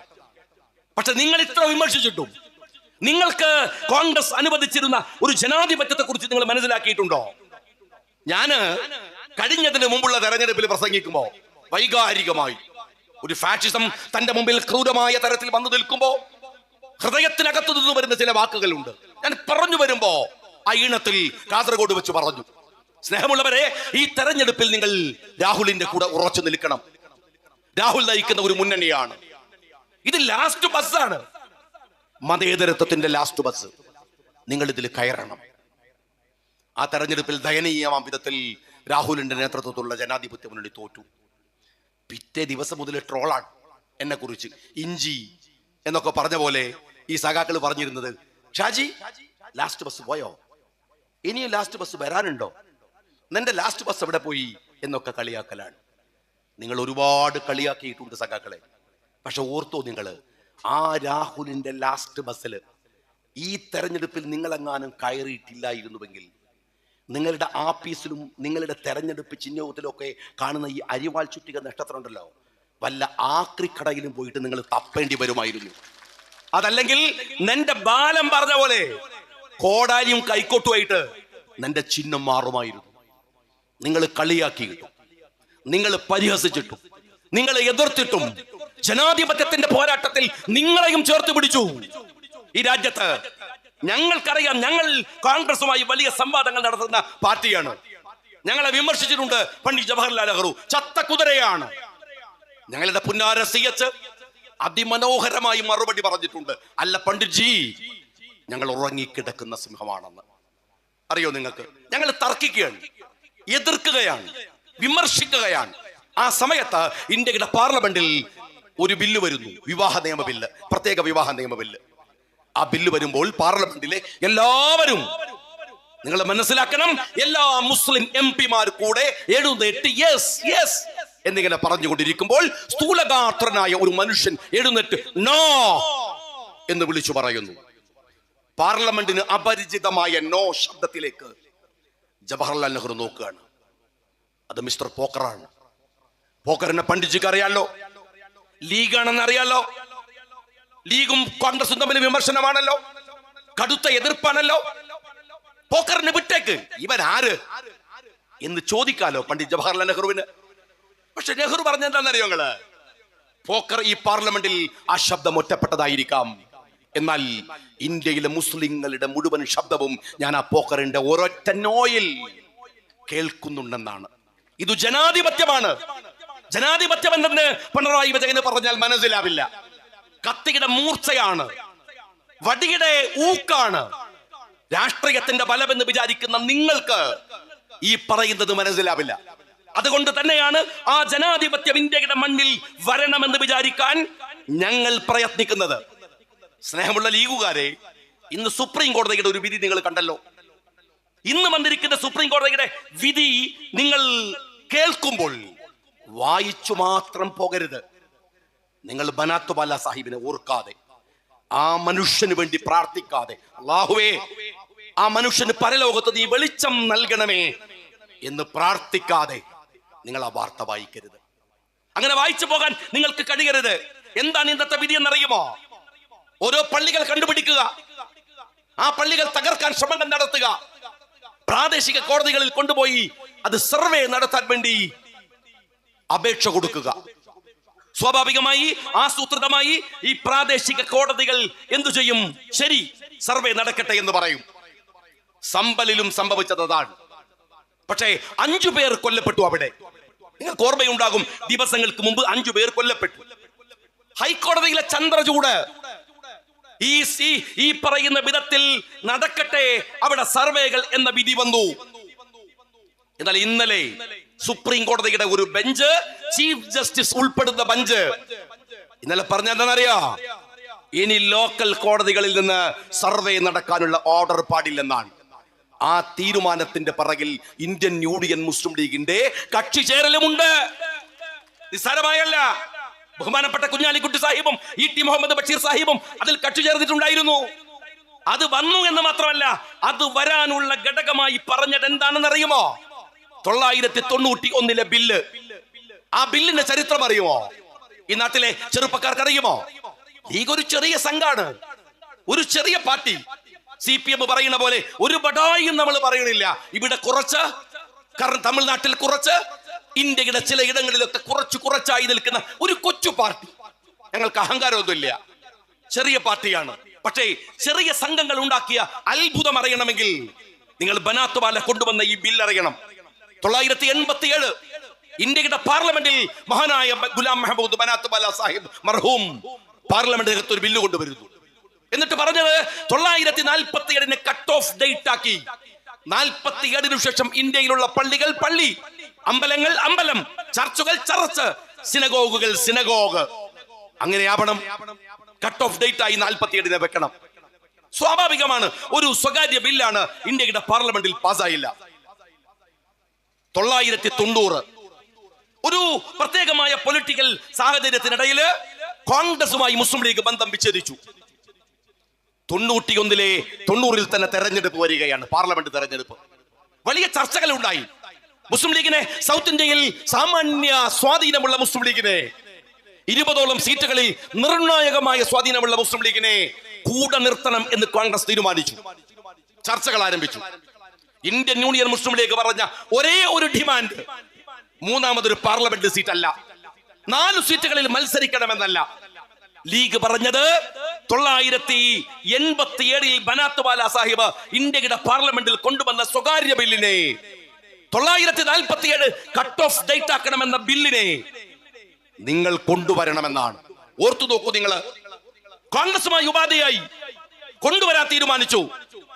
ആ തെരഞ്ഞെടുപ്പിൽ മുസ്ലിം ലീഗ് കോൺഗ്രസിന്റെ കൂടെ, എനിക്കൊക്കെ ഓർമ്മയുണ്ട്, ഞാൻ ഈ വെള്ളമുണ്ട ഇവിടെ വന്ന് സംസാരിച്ചിട്ടുണ്ട്. ഇവിടെ വന്ന് ഈ തെരുവുകൾ മുഴുവൻ, ഇവിടെ മുഴുവൻ, ഈ വയനാട് മുഴുവൻ എനിക്ക് ഓർമ്മയുണ്ട്. പ്രസംഗിച്ചങ്ങനെ ആവേശം കത്തിക്കൊണ്ടിരിക്കുന്ന ഒരു ദിവസം നമ്മളെയൊക്കെ നടുക്കുന്ന ഒരു വാർത്ത നമ്മൾ കേൾക്കുകയാണ്. ഒരു മനുഷ്യൻ ഈ രാജ്യത്ത് പ്രതീക്ഷയോടെ നമ്മെ ഇങ്ങനെ പതുക്കെ ഇന്റർനെറ്റിന്റെ ലോകത്തേക്കടക്കം കൈപിടിച്ചുയർത്തുന്ന രാഹുൽ ഗാന്ധി എന്ന് രാജീവ് ഗാന്ധി എന്ന് പറയുന്ന ഒരു മഹാമനുഷ്യൻ കഷ്ണങ്ങളായി പൊട്ടിത്തെറിച്ചു മരിക്കുകയാണ്. എനിക്കിപ്പോഴും ഓർമ്മയുണ്ട്, അത് അഭിമന്യനായ എൻ മമ്മൂട്ടി സാഹിബുണ്ട്, മുസ്ലിം ലീഗിന്റെ ബഹുമാന്യരായ നേതാക്കന്മാരുണ്ട്. എല്ലാവരും ഞങ്ങളെയൊക്കെ വിളിച്ചു പറഞ്ഞു, നമ്മൾ ക്ഷമയോടെ തെരഞ്ഞെടുപ്പിന്റെ സജീവ പ്രവർത്തനങ്ങളിൽ നിന്ന് മാറി നിൽക്കുക. 2-3 ദിവസങ്ങൾ കഴിഞ്ഞു. പൂർവാധികം ശക്തിയോടെ നമ്മളൊക്കെ തെരുവിലിറങ്ങി. രാഹുലിന്റെ, രാജീവ് ഗാന്ധിയുടെ ചോരക്ക് കണക്ക് ചോദിക്കാൻ ജനാധിപത്യത്തെ ഉപയോഗിക്കുമെന്ന് നമ്മൾ പ്രഖ്യാപിച്ചു. രാഷ്ട്രീയമായ പ്രവർത്തനങ്ങളുമായി നമ്മൾ മുന്നോട്ട് പോയി. കോൺഗ്രസ് അധികാരത്തിൽ വന്നു. നിങ്ങൾ മനസ്സിലാക്കുക, നമുക്ക് വാക്കു തന്ന രാഹുൽ ഗാന്ധി, രാജീവ് ഗാന്ധി നമ്മയോട് വിട പറഞ്ഞിട്ടും 991 കട്ട് ഓഫ് ഡേറ്റ് ആരാധനാലയവുമായി സംബന്ധമായ ബില്ല് വന്നു. നിങ്ങൾ കാണുന്നില്ലേ, ഇന്ന് ആ ബില്ല് വരുമ്പോൾ കോൺഗ്രസ് ഒരൊറ്റ ഡിമാൻഡ് പറഞ്ഞു, ബാബരി മസ്ജിദിനെ ആ ബില്ലിന്റെ പരിധിയിൽ നിന്ന് ഒഴിവാക്കണം. അത് സ്വാഭാവികമാണ്. നേരത്തെ തന്നെ ബാബരി മസ്ജിദ് സംവാദം വന്നതുകൊണ്ട് ആ പള്ളിയെ മാത്രം അതിന്റെ പരിധിയിൽ നിന്ന് ഒഴിച്ചു നിർത്തി. ബാക്കിയുള്ള എല്ലാ പള്ളികൾക്കും ബാധകമായി. അങ്ങനെ ഒരു ബില്ല് ഇന്ത്യയുടെ പാർലമെന്റിൽ ഉണ്ടായിട്ടാണ് സമ്പലടക്കം, ഗ്യാൻവ്യാപി അടക്കം ഇന്ത്യയുടെ തെരുവുകൾ ഫാഷിസ്റ്റുകൾ ഉറഞ്ഞു തുള്ളുന്നത് എന്ന് നിങ്ങൾ മനസ്സിലാക്കുമ്പോഴാണ് അങ്ങനെ ഒരു ബില്ലില്ലായിരുന്നെങ്കിൽ ഈ രാജ്യത്തിന്റെ സ്ഥിതി എന്താകുമായിരുന്നു എന്ന്. ലീഗിന്റെ രാഷ്ട്രീയ സഖ്യങ്ങൾ താൽക്കാലിക നേട്ടങ്ങൾക്ക് വേണ്ടിയല്ല. ലീഗ് കൂട്ടുകൂടുന്നത് കേവലമായ സൗകര്യങ്ങൾക്ക് വേണ്ടി മാത്രമല്ല. നിങ്ങൾ മനസ്സിലാക്കണം, നിങ്ങൾ കോൺഗ്രസിനെയും മുസ്ലിം ലീഗിനെയും മാറ്റി നിർത്താൻ ഈ അടുത്ത് ഇതാ പുതിയ സംവാദം നിങ്ങൾ പരിശോധിച്ചു നോക്കൂ. എന്താണ് KM ഷാജി ഒരു അഭിപ്രായം പറഞ്ഞു. ആ അഭിപ്രായം VD സതീശനെതിരാണ്. എന്നിട്ട് അതിനെക്കുറിച്ച് പുതിയ കഥകളും പുതിയ വ്യാഖ്യാനങ്ങളും ഉണ്ടാക്കുകയാണ്. ഞാൻ അസംബ്ലിയിൽ ചെല്ലുന്ന സമയം മുതൽ അദ്ദേഹം ഒരു ജ്യേഷ്ഠനെ പോലെ എന്റെ കൂടെ ഉണ്ടായിരുന്നു. ഞങ്ങൾ ഗ്രീൻ മൂവ്മെന്റുകൾ നടത്തിയത് കേരളത്തിലെ ഒരു പറ്റം ചെറുപ്പക്കാരായ MLA-മാർ വലിയ മൂവ്മെന്റ് നടത്തുമ്പോൾ ഞാൻ അവരുടെ കൂടെ ഉണ്ടായിരുന്നു. ലീഗിന്റെ പ്രതിനിധിയായി UDF-ലെ ഒരു അംഗമായി ഒരു ജ്യേഷ്ഠനെ പോലെ ഉപദേശിച്ച് നിർദ്ദേശിച്ച് കൂടെ ഉണ്ടായിരുന്നു എന്ന് മാത്രമല്ല, സതീശനുമായുള്ള ബന്ധം ഒരുപാട് യാത്രകളിൽ ഞങ്ങൾ ഒരുപാട് പേരുണ്ടെങ്കിലും ഞാനും സതീശനും ഒരുമിച്ചാണ് ഒരു റൂമിൽ നിൽക്കുക. കാരണം അദ്ദേഹത്തിന് രാവിലെ എഴുന്നേറ്റ് ഒന്ന് കുളിച്ചാൽ അദ്ദേഹത്തിന് ഒരു പ്രാർത്ഥനയുണ്ട്. നല്ല വിശ്വാസിയാണ്. തന്റെ ബാഗിൽ കൊണ്ടു നടക്കുന്ന പൂജാ ഉപകരണങ്ങൾ ഉപയോഗിച്ച് അദ്ദേഹം പ്രാർത്ഥിക്കും. എനിക്കാണെങ്കിൽ നിസ്കരിക്കാൻ ഒരു സ്പേസ് വേണം. അദ്ദേഹം ഒരു വിശ്വാസിയാണ്. അപ്പോൾ എന്ത് സൗകര്യമാണ്, എനിക്ക് ആ സൗകര്യം അദ്ദേഹം ഒരുക്കിത്തരും വൃത്തിയോടെ എന്നറിയാവുന്നത് കൊണ്ട് ഞങ്ങൾ രണ്ടുപേരുമാണ് എത്ര യാത്രകളിലും ഒരുപാട് ദിവസങ്ങൾ പോവുക. അങ്ങനെയൊക്കെ സൗഹൃദം. പക്ഷേ മുസ്ലിം ലീഗും കോൺഗ്രസും തമ്മിൽ അഭിപ്രായം പറയാൻ ഞങ്ങൾക്കൊരു സൗഹൃദ ബന്ധമോ ഒരു തരത്തിലുള്ള കുടുംബ ബന്ധമോ ഞങ്ങൾക്ക് പ്രശ്നമല്ല. അതാണ് ജനാധിപത്യം എന്ന് പറയുന്നത്. ആ രാഷ്ട്രീയത്തെ ഉൾക്കൊള്ളാൻ കഴിയുന്ന ഒരു പാർട്ടിയാണ് കോൺഗ്രസ്. നിങ്ങൾ അതിന്റെ മറവിൽ ഞാൻ ചോദിക്കട്ടെ, ഈ സതീശൻ പിണറായിയുടെ മുഖത്ത് നോക്കി രാഷ്ട്രീയം പറയാൻ കെൽപ്പുള്ള എത്ര മനോഹരമായി VD സതീശൻ കേരളത്തിന്റെ രാഷ്ട്രീയത്തിൽ സഖാവ് പിണറായി വിജയനെതിരെ ഉയർത്തിയിട്ടുള്ള രാഷ്ട്രീയ ആരോപണങ്ങൾ, അതിന്റെ ഗൗരവം നിങ്ങൾ ഓർത്തു നോക്ക്. എത്രമാത്രം വലിയ പ്രശ്നങ്ങൾ മതേതരത്വത്തിന്റെ. എനിക്ക് ഓർമ്മയുണ്ട്, ഒരു സമയത്ത് നിങ്ങൾക്കൊക്കെ അറിയാം, ശശികല എന്ന് പറയുന്ന സംഘ് പരിവാറിന്റെ വിഷകല ഒരിക്കല് വലിയ വർത്തമാനങ്ങൾ പറയാൻ തുടങ്ങി. അതിനകത്ത് അവരുന്നയിച്ച ഏറ്റവും ഭീകരമായ നിറകെട്ട ആരോപണം എന്താണെന്ന് അറിയുമോ? ദേവസ്വം ബോർഡിന്റെ പണം ഉപയോഗിച്ചാണ് ഇവിടെ മദ്രസകൾ ഉണ്ടാക്കുന്നത് എന്ന്. ദേവസ്വം ബോർഡിന്റെ പണമാണ് ഇവിടെ ശമ്പളം കൊടുക്കാൻ ഉപയോഗിക്കുന്നത്. അങ്ങനെ ഹിന്ദുക്കളുടെ പൈസ കൊണ്ടാണോ ശബരിമലയിൽ വരുന്ന വിശ്വാസികളായ ഹിന്ദു സഹോദരന്മാർ അവരിടുന്ന കാണിക്കയാണോ മദ്രസ ഉണ്ടാക്കാൻ ഉപയോഗിക്കേണ്ടത്, മുസ്ലിങ്ങൾക്ക് ഉപയോഗിക്കേണ്ടത്, മുസ്ലിമാരുടെ പെൻഷൻ കൊടുക്കേണ്ടത്? അത് തെറ്റല്ലേ? ആർക്കാണത് തെറ്റല്ല എന്നറിയാവുന്നത്? ഞാൻ ഒരിക്കൽ നിയമസഭയുടെ അകത്ത് ഈ പ്രശ്നം ഇങ്ങനെ നിരന്തരമായി സോഷ്യൽ മീഡിയയിലും മറ്റുമൊക്കെ കണ്ടുകൊണ്ടിരിക്കുന്ന ഒരു സമയത്ത് ഞാൻ ബഹുമാന്യനായ VD സതീശന്റെ അടുത്ത് വന്ന് ഒരിക്കൽ പറഞ്ഞു, പ്രിയപ്പെട്ട സതീശനോട് ഞാൻ പറഞ്ഞു, ഇങ്ങനെ ഒരു വല്ലാത്ത വാർത്ത അതിരൂക്ഷമാം വിധത്തില് കേരളത്തിന്റെ തെരുവുകളിൽ പ്രചരിപ്പിക്കുന്നുണ്ട്. ഇത് വലിയ കമ്മ്യൂണൽ പോളറൈസേഷൻ ഉണ്ടാക്കും. ഈ RSS സംഘപരിവാരങ്ങൾ ആസൂത്രിതമായി നടത്തുന്ന ഒരു പ്രചാരണമാണ്. സതീശൻ എന്നോട് പറഞ്ഞു, ഷാജി അതിനെന്ത് കാര്യമുണ്ട്, നമുക്കറിയില്ലേ? ഞാൻ പറഞ്ഞു, നിങ്ങൾക്കറിയാം, എനിക്കറിയാം, കുറച്ചു പേർക്കറിയാം, പക്ഷെ തെറ്റിദ്ധരിക്കുന്ന മനുഷ്യരുണ്ടാവില്ലേ? അദ്ദേഹം പറഞ്ഞു, ശരി, ഞാൻ ഏറ്റു. ഞങ്ങൾ അങ്ങനെയാണ്. അന്ന് നിയമസഭയിൽ സതീശന്റെ ഒരു പ്രസംഗമുണ്ട്. നിങ്ങൾ എപ്പോഴും നിയമസഭയുടെ രേഖകളിലെ ഏറ്റവും മികച്ച പ്രസംഗങ്ങൾ എടുത്താൽ സതീശന്റെ പ്രസംഗം ഉണ്ടാകും. അദ്ദേഹം അതിമനോഹരമായി ആ സഭയിൽ പറഞ്ഞു, ഒരു ലക്ഷമല്ല, 1 റുപ്യ വേണ്ട, 1 അണ അങ്ങനെ ഇപ്പോഴുണ്ടെങ്കിൽ 10 പൈസ ഈ ദേവസ്വത്തിന്റെ പണം ഏതെങ്കിലും ഒരു കമ്മ്യൂണിറ്റിക്ക്, ഹിന്ദു സമുദായത്തിന്റെ ക്ഷേത്ര നവോത്ഥാന സംരംഭങ്ങൾക്കല്ലാതെ, അതിന്റെ നടത്തിപ്പിനല്ലാതെ 1 റുപ്യ എവിടെയെങ്കിലും ചെലവഴിക്കുന്നു എന്ന് തെളിയിക്കാൻ നിങ്ങൾക്ക് സാധിക്കുമോ? എങ്കിൽ ഇതാ ഞാൻ ഈ നിയമസഭയുടെ അകത്ത് നിങ്ങളോട് പരസ്യമായി മാപ്പ് പറയാം എന്ന സതീശന്റെ പ്രോജ്വലമായ ഒരു പ്രസംഗമുണ്ട്. നന്ദിയോടെയല്ലാതെ മതേതര വിശ്വാസികൾക്ക് സതീശനെ ഓർമ്മിക്കുമ്പോൾ ഈ പ്രസംഗത്തെ ഉദ്ധരിക്കാതിരിക്കാൻ ആവില്ല. എനിക്കിപ്പോഴും ഓർമ്മയുണ്ട്, KNM-ന്റെ പ്രവർത്തകന്മാർ പറവൂരിൽ ഒരു ദഴവത്ത്, അവരുടെ ഒരു പ്രബോധന പരിപാടി, വീടുകൾ കയറിയിറങ്ങുകയാണ്. പെട്ടെന്ന് സംഘീ പരിവാരങ്ങൾ അവരെ ആഞ്ഞു പിടിച്ചു. അവരൊരു കുഴപ്പവും പറഞ്ഞില്ല. അവരവരുടെ ആശയ പ്രചാരണത്തിന്റെ സ്വതന്ത്രമായ ജനാധിപത്യാവകാശത്തോടെ ഈ രാജ്യത്ത് നടത്തിയ ഒരു പ്രചാരണത്തെ അവര് വളഞ്ഞു പിടിച്ചു. അന്ന് അസംബ്ലി നടക്കുന്ന സമയമാണ്. ഞാൻ ഇപ്പോഴും ഓർമ്മിക്കുന്നു, എന്റെ MLA ക്വാർട്ടേഴ്സിൽ നിന്ന് ഇറങ്ങി അപ്പുറത്തുള്ള സതീശന്റെ ക്വാർട്ടേഴ്സിനെ രാവിലെ തന്നെ പോയി പറയാനാണ് എനിക്ക് തോന്നിയത്. സതീശൻ ആ സമയം വിളിക്കുന്നുണ്ട്, പറവൂരിലെ പോലീസ് സ്റ്റേഷനിലേക്ക് എറണാകുളത്തെ കമ്മീഷണറെ, SP എല്ലാം. എന്നിട്ട് അതിരൂക്ഷമാം വിധത്തിൽ ജനാധിപത്യ മര്യാദ അനുസരിച്ച് ഒരു മതസംഘം നടത്തുന്ന പ്രവർത്തനത്തെ തടുക്കുന്ന സംഘികൾക്കെതിരെ നിയമസഭയിൽ ആഞ്ഞടിച്ച ബഹുമാന്യനായ VD എനിക്ക് ഓർമ്മയുണ്ട്. സ്നേഹമുള്ളവരെ, ആ VD സതീശൻ അദ്ദേഹത്തെ വളരെ കൃത്യമായി ചില നിലപാടുകൾ പറയുന്നിടത്ത് അദ്ദേഹം ഗവൺമെന്റ് കളിക്കുന്ന കള്ളക്കളികളെ നിർവചിക്കുന്നിടത്ത് അദ്ദേഹം പറഞ്ഞ ഒരു കാര്യം, ഞങ്ങൾ അദ്ദേഹവുമായുള്ള അഭിപ്രായം ഞാൻ അദ്ദേഹത്തെ വിളിച്ചു പറഞ്ഞു. പിന്നെ അത് ആവർത്തിച്ചില്ല എന്ന് മാത്രമല്ല, അദ്ദേഹം അതിന്റെ കോൺസിക്വൻസുകൾ പറഞ്ഞത് ഇന്ത്യ രാജ്യത്ത് ഈ പറയുന്ന ആക്ട്, വഖഫിനെതിരായി വരുന്ന ആക്ടിന്റെ അപകടത്തെ കുറിച്ചാണ്. ജാഗ്രതയുള്ള ഒരു ചെറുപ്പക്കാരൻ, ഒരു പോരാളി, ഒരു പ്രതിപക്ഷ നേതാവ് എന്ന നിലക്ക് CPM-കാര നിങ്ങൾ എത്ര വട്ടമിട്ട് ആക്രമിക്കാൻ ശ്രമിച്ചാലും സർക്കാരിനെതിരെ നടക്കുന്ന പോരാട്ടങ്ങളെ അങ്ങനെ മാറ്റിവെക്കാൻ പറ്റുന്നതല്ല എന്നെല്ലാവർക്കും അറിയാം. നിങ്ങൾ കളിക്കുകയാണ്. മുനമ്പത്തെ കളി സർക്കാരാണ് കളിക്കുന്നത്. അതിൽ താല്പര്യമുണ്ട്.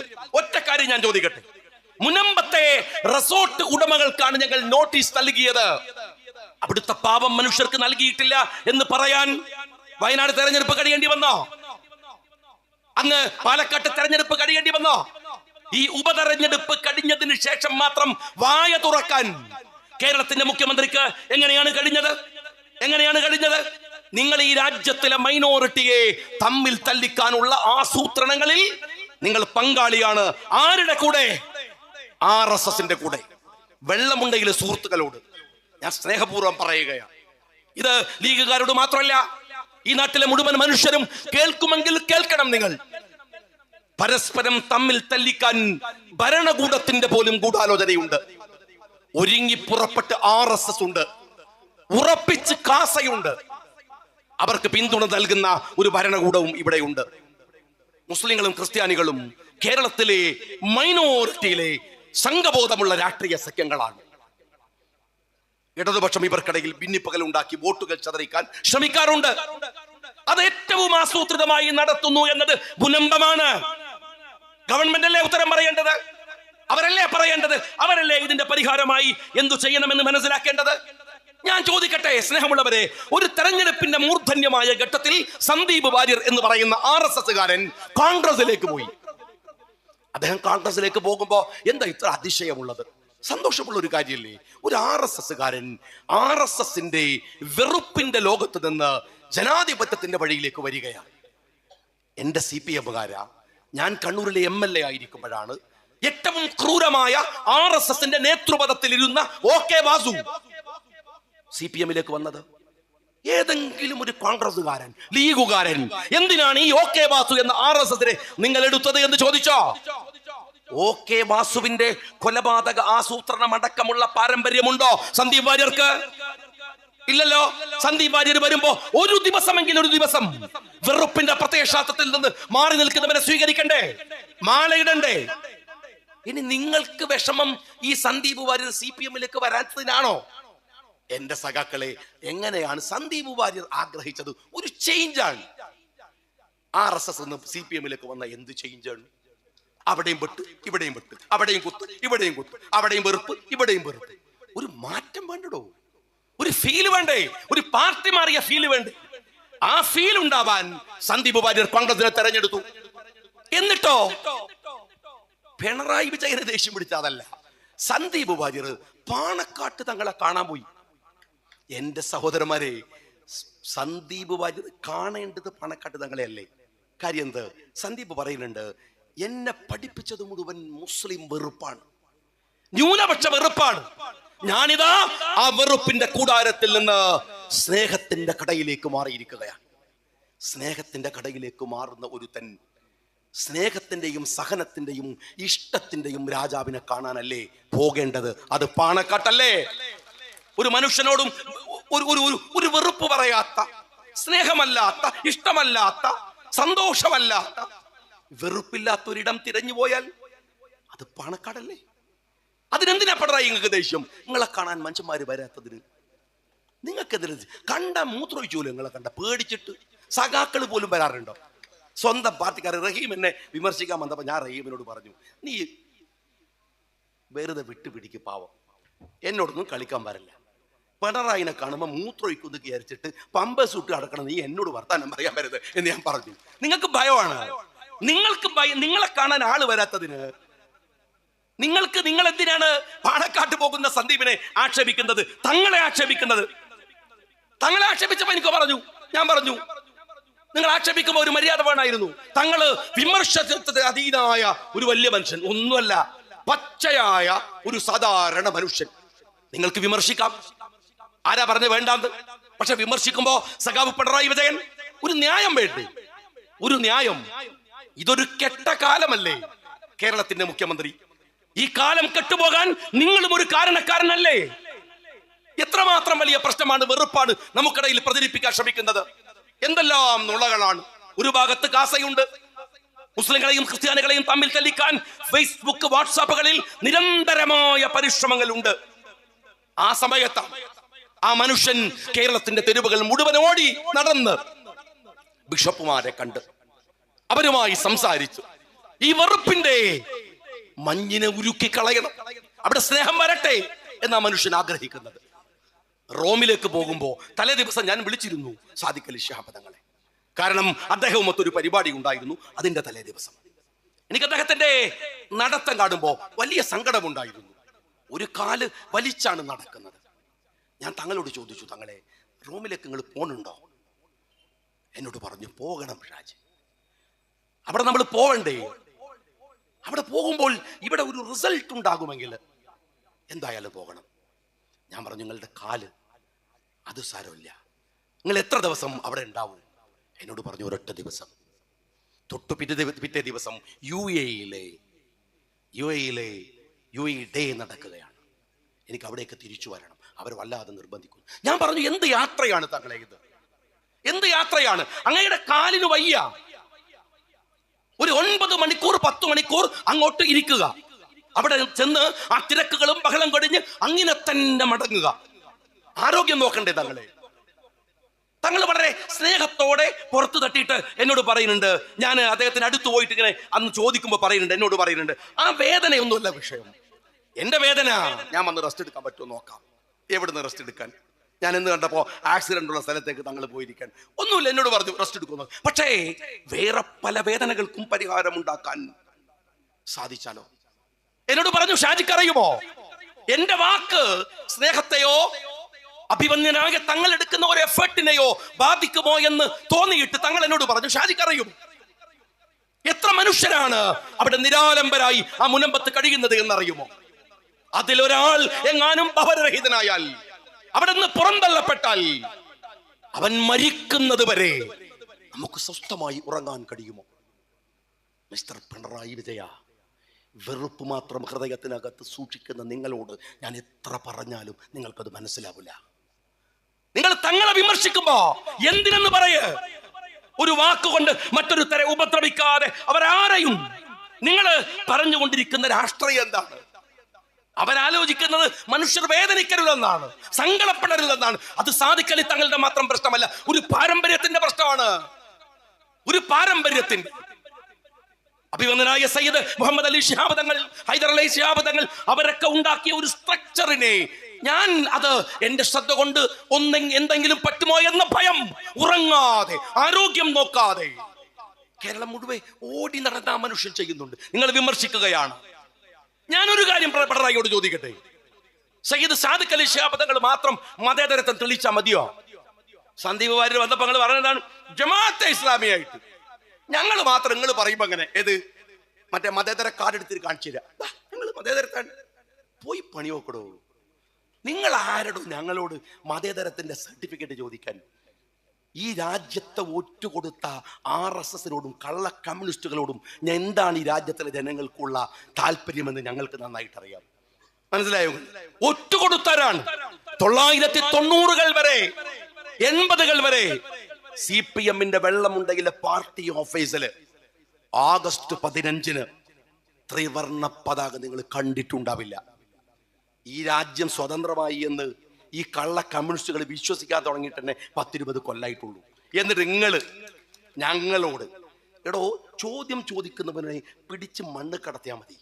ആ മണ്ണിൽ ഞങ്ങളുടെ പിതാമഹന്മാരുടെ ചോരയുടെ മണം അവിടെ ഉണ്ടാകും. ഈ രാജ്യത്തിന് വേണ്ടി പടപറ്റി മരിച്ചവരുടെ. നിങ്ങൾ മതേതരത്തെ തെളിയിക്കേണ്ട ഞങ്ങളുടെ ഒരു പ്രത്യേക ബാധ്യത. ആരുടെ? സാദിഖ് അലി തങ്ങളുടെ, മുസ്ലിം ലീഗിന്റെ, മുസ്ലിങ്ങളുടെ. വേറെ ആർക്കും ഇല്ലല്ല. വേറെ ആരും ഈ ഉത്തരവാദിത്തം നിർവഹിക്കേണ്ട കാര്യമല്ല. കാസ ഞാൻ പറഞ്ഞല്ലോ. എന്താണ് NDF? എന്താണ് ജമാഅത്തെ ഇസ്ലാമി? എന്താണ് PDP? ഞാൻ ചോദിക്കട്ടെ, ഈ വാക്കൊക്കെ തിരിച്ച് ചോദിക്കട്ടെ. കേരളത്തിലെ എത്ര പഞ്ചായത്തുകളില്, എത്ര മണ്ഡലങ്ങളില്, എത്ര സ്ഥലങ്ങളില് നിങ്ങൾ ഇവരുമായി സഖ്യമുണ്ടാക്കിയിട്ടുണ്ട്? അബ്ദുൽ നാസർ മദനിയെ കൊണ്ടുവന്ന് ഇരുത്തിയിട്ട് VS അച്യുതാനന്ദനെ പുറംതള്ളിയിട്ട് എന്താണ് നിങ്ങള് കൊണ്ടു നടന്ന് സ്വീകരിച്ചത്? ഈ മലപ്പുറത്തല്ലേ? നിങ്ങൾ മനസ്സിലാക്കണം. ഞങ്ങള് പോരാട്ടം നടത്തുമ്പോ ഇവിടെ പ്രസംഗിച്ച, എന്റെ തൊട്ടു മുമ്പ് പ്രസംഗിച്ച എന്റെ സഹോദരൻ നാസർ എമ്മാതിരി ചീത്തയായിരുന്നു എന്നെ പറഞ്ഞിരുന്നത് അറിയോ? എമ്മാതിരി ചീത്ത. ഞാൻ യൂത്ത് ലീഗിന്റെ പ്രസിഡന്റാണ്. ചീത്ത. ഞാൻ നാസറിന് ഒരു ദിവസം നാസർ വന്നിട്ട് എന്നോട് പറയാണ്, എനിക്ക് പൊരുത്തപ്പെട്ട് തരണം. ഞാൻ പറഞ്ഞു, നാസറെ പൊരുത്തൊക്കെപ്പെടാ, പക്ഷെ എന്തായാലും എന്ത് തെറിയാണോ നീ പറഞ്ഞത്? ഞങ്ങൾ എന്ത് ചെയ്തിട്ടാണ്? ആ നാസറല്ലേ ഇവിടെ സംസാരിച്ചത്? ഞങ്ങൾ എന്ത് ചെയ്തിട്ടാണ്? ആരാ ആക്ഷേപിക്കാത്തത് ഞങ്ങളെ? ഇപ്പോഴും പറയുന്നില്ലേ PDPയുടെ പ്രൊഫൈലുകൾ മുഴുവൻ തെമ്മാടിത്തരം ലീഗുകാർക്കെതിരെ പറയണില്ലേ?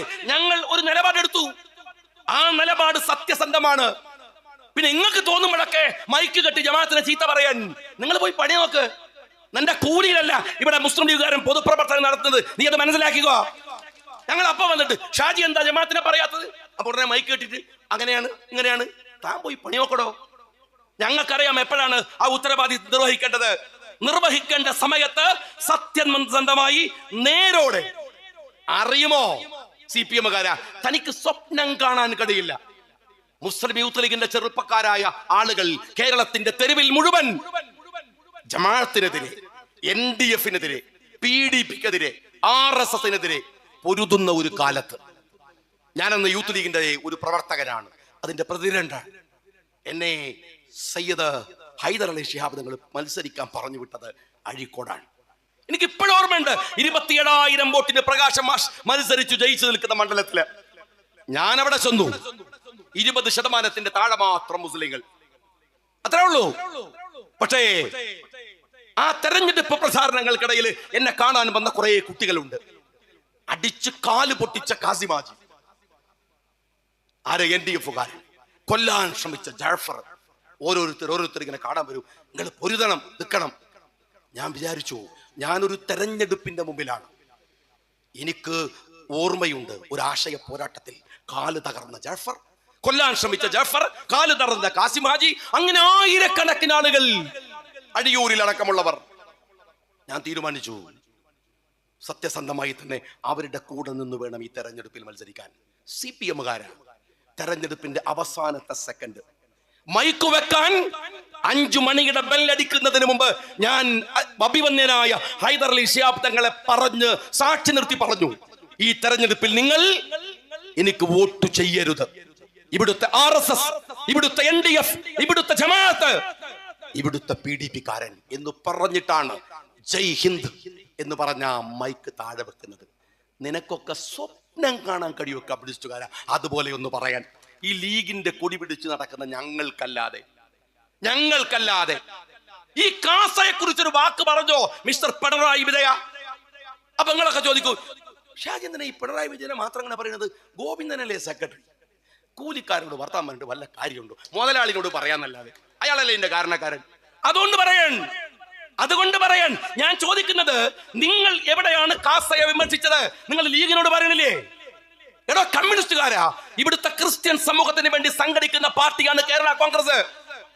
ലീഗ് സംഘടിക്കണ പോലെ ലീഗിന് പുറത്തും മുസ്ലിങ്ങളുണ്ട്, അതുപോലെ കേരള കോൺഗ്രസിന് പുറത്തും ക്രിസ്ത്യാനികൾ ഉണ്ടായിരിക്കാം. പക്ഷെ അൾട്ടിമേറ്റ് എയിം ക്രിസ്ത്യൻ കമ്മ്യൂണിറ്റിയുടെ പുരോഗതിയാണ്. നിങ്ങൾ എന്താ ചോദിക്കാത്തത്? ജോസ് കെ മാണിയോട് കാസയെ സൂക്ഷിക്കുമെന്ന്. അത് നിങ്ങളുടെ മുന്നണിയിലാണോ? വിട്ടേക്ക്.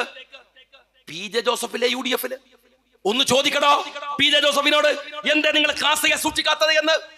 പാണക്കാട് തങ്ങളുടെ മേക്കിട്ട് കയറുന്നതിന് മുമ്പ് നിങ്ങൾ ചോദിക്കേണ്ട ചോദ്യം അതാണ്. അതെന്തേ നിങ്ങൾ ചോദിക്കാത്തത്? ഇനി മറ്റൊന്ന് ഞാൻ ചോദിക്കട്ടെ. ഈ പറയുന്ന NDF-കാരൻ ഈ ജമാഅത്തെ ഇസ്ലാമിക്കാരൻ ലീഗിലേക്ക് നുഴഞ്ഞു കയറണോത്രേ. ലീഗിലേക്ക് മുസ്ലിം ലീഗിനകത്ത് ഒരുത്തന്റെ നുഴഞ്ഞു കയറ്റവും നടക്കില്ല. പക്ഷെ ഞാൻ ചോദിക്കട്ടെ സഖാവ് പിണറായി വിജയ, RSS CPM-നകത്ത് നുഴഞ്ഞു കയറുന്നത് നിങ്ങളെ എന്താ ആവലാതിപ്പെടുത്താത്തത്? നിങ്ങൾ കണ്ടോ, കഴിഞ്ഞ ഒരു 4 ദിവസം മുമ്പ് തിരുവനന്തപുരം CPM-ന്റെ ജില്ലാ സെക്രട്ടറി സഖാവ് ജോയ് തൊട്ടടുത്ത് വലതുഭാഗത്ത് മലപ്പുറത്തിന്റെ ഉള്ളടക്കം വർഗീയമാണ് എന്ന് പറഞ്ഞ കടകംപള്ളി സുരേന്ദ്രനെ സാക്ഷിയാക്കിയിട്ട് ജോയ് പറയാ, ഏരിയ സെക്രട്ടറി അവൻ പതുക്കെ പതുക്കെ RSS ആവുന്നത് ഞങ്ങൾ കാണുന്നുണ്ടായിരുന്നു. എന്ത്? ഏരിയ സെക്രട്ടറി പതുക്കെ പതുക്കെ RSS ആവുന്നത് ഞങ്ങൾ കാണുന്നുണ്ടായിരുന്നു. ബഹുമാന്യനായ കേരളത്തിന്റെ മുഖ്യമന്ത്രി, നിങ്ങൾക്കിതിൽ ആശങ്കയില്ല? ഒട്ടും ആശങ്കയില്ല? എന്ന ഒന്നും കൂടി ഞാൻ ആശങ്ക ചോദിക്കട്ടെ. ഞങ്ങൾക്ക് പ്രിയങ്ക ഗാന്ധി രാഹുലിനേക്കാൾ വലിയ ഭൂരിപക്ഷത്തിൽ ജയിച്ചു. പക്ഷെ ഈ വയനാട്ടിലെ 175-ലധികം ബൂത്തുകളിൽ UDF-ന്റെ വോട്ടിന്റെ തൊട്ടു താഴെ RSS ആണ്, BJP ആണ്. ഞാനൊരു വയനാട്ടുകാരൻ എന്ന നിലയ്ക്ക് എനിക്ക് ആശങ്കയുണ്ട്. എന്തെന്നാൽ വയനാട്ടിനൊരു സൗഹൃദമുണ്ട്, രാഷ്ട്രീയത്തിന്റെ, മതത്തിന്റെ, പാരസ്പര്യത്തിന്റെ. കൽപ്പറ്റങ്ങാടിയില് ഒരിക്കൽ ലീഗിന്റെ പൊതുയോഗം നടക്കുമ്പോ, ഒരു സ്റ്റേറ്റ് ജാഥ നടക്കുമ്പോ താഴെ VS അച്യുതാനന്ദൻ വരുന്നുണ്ട്.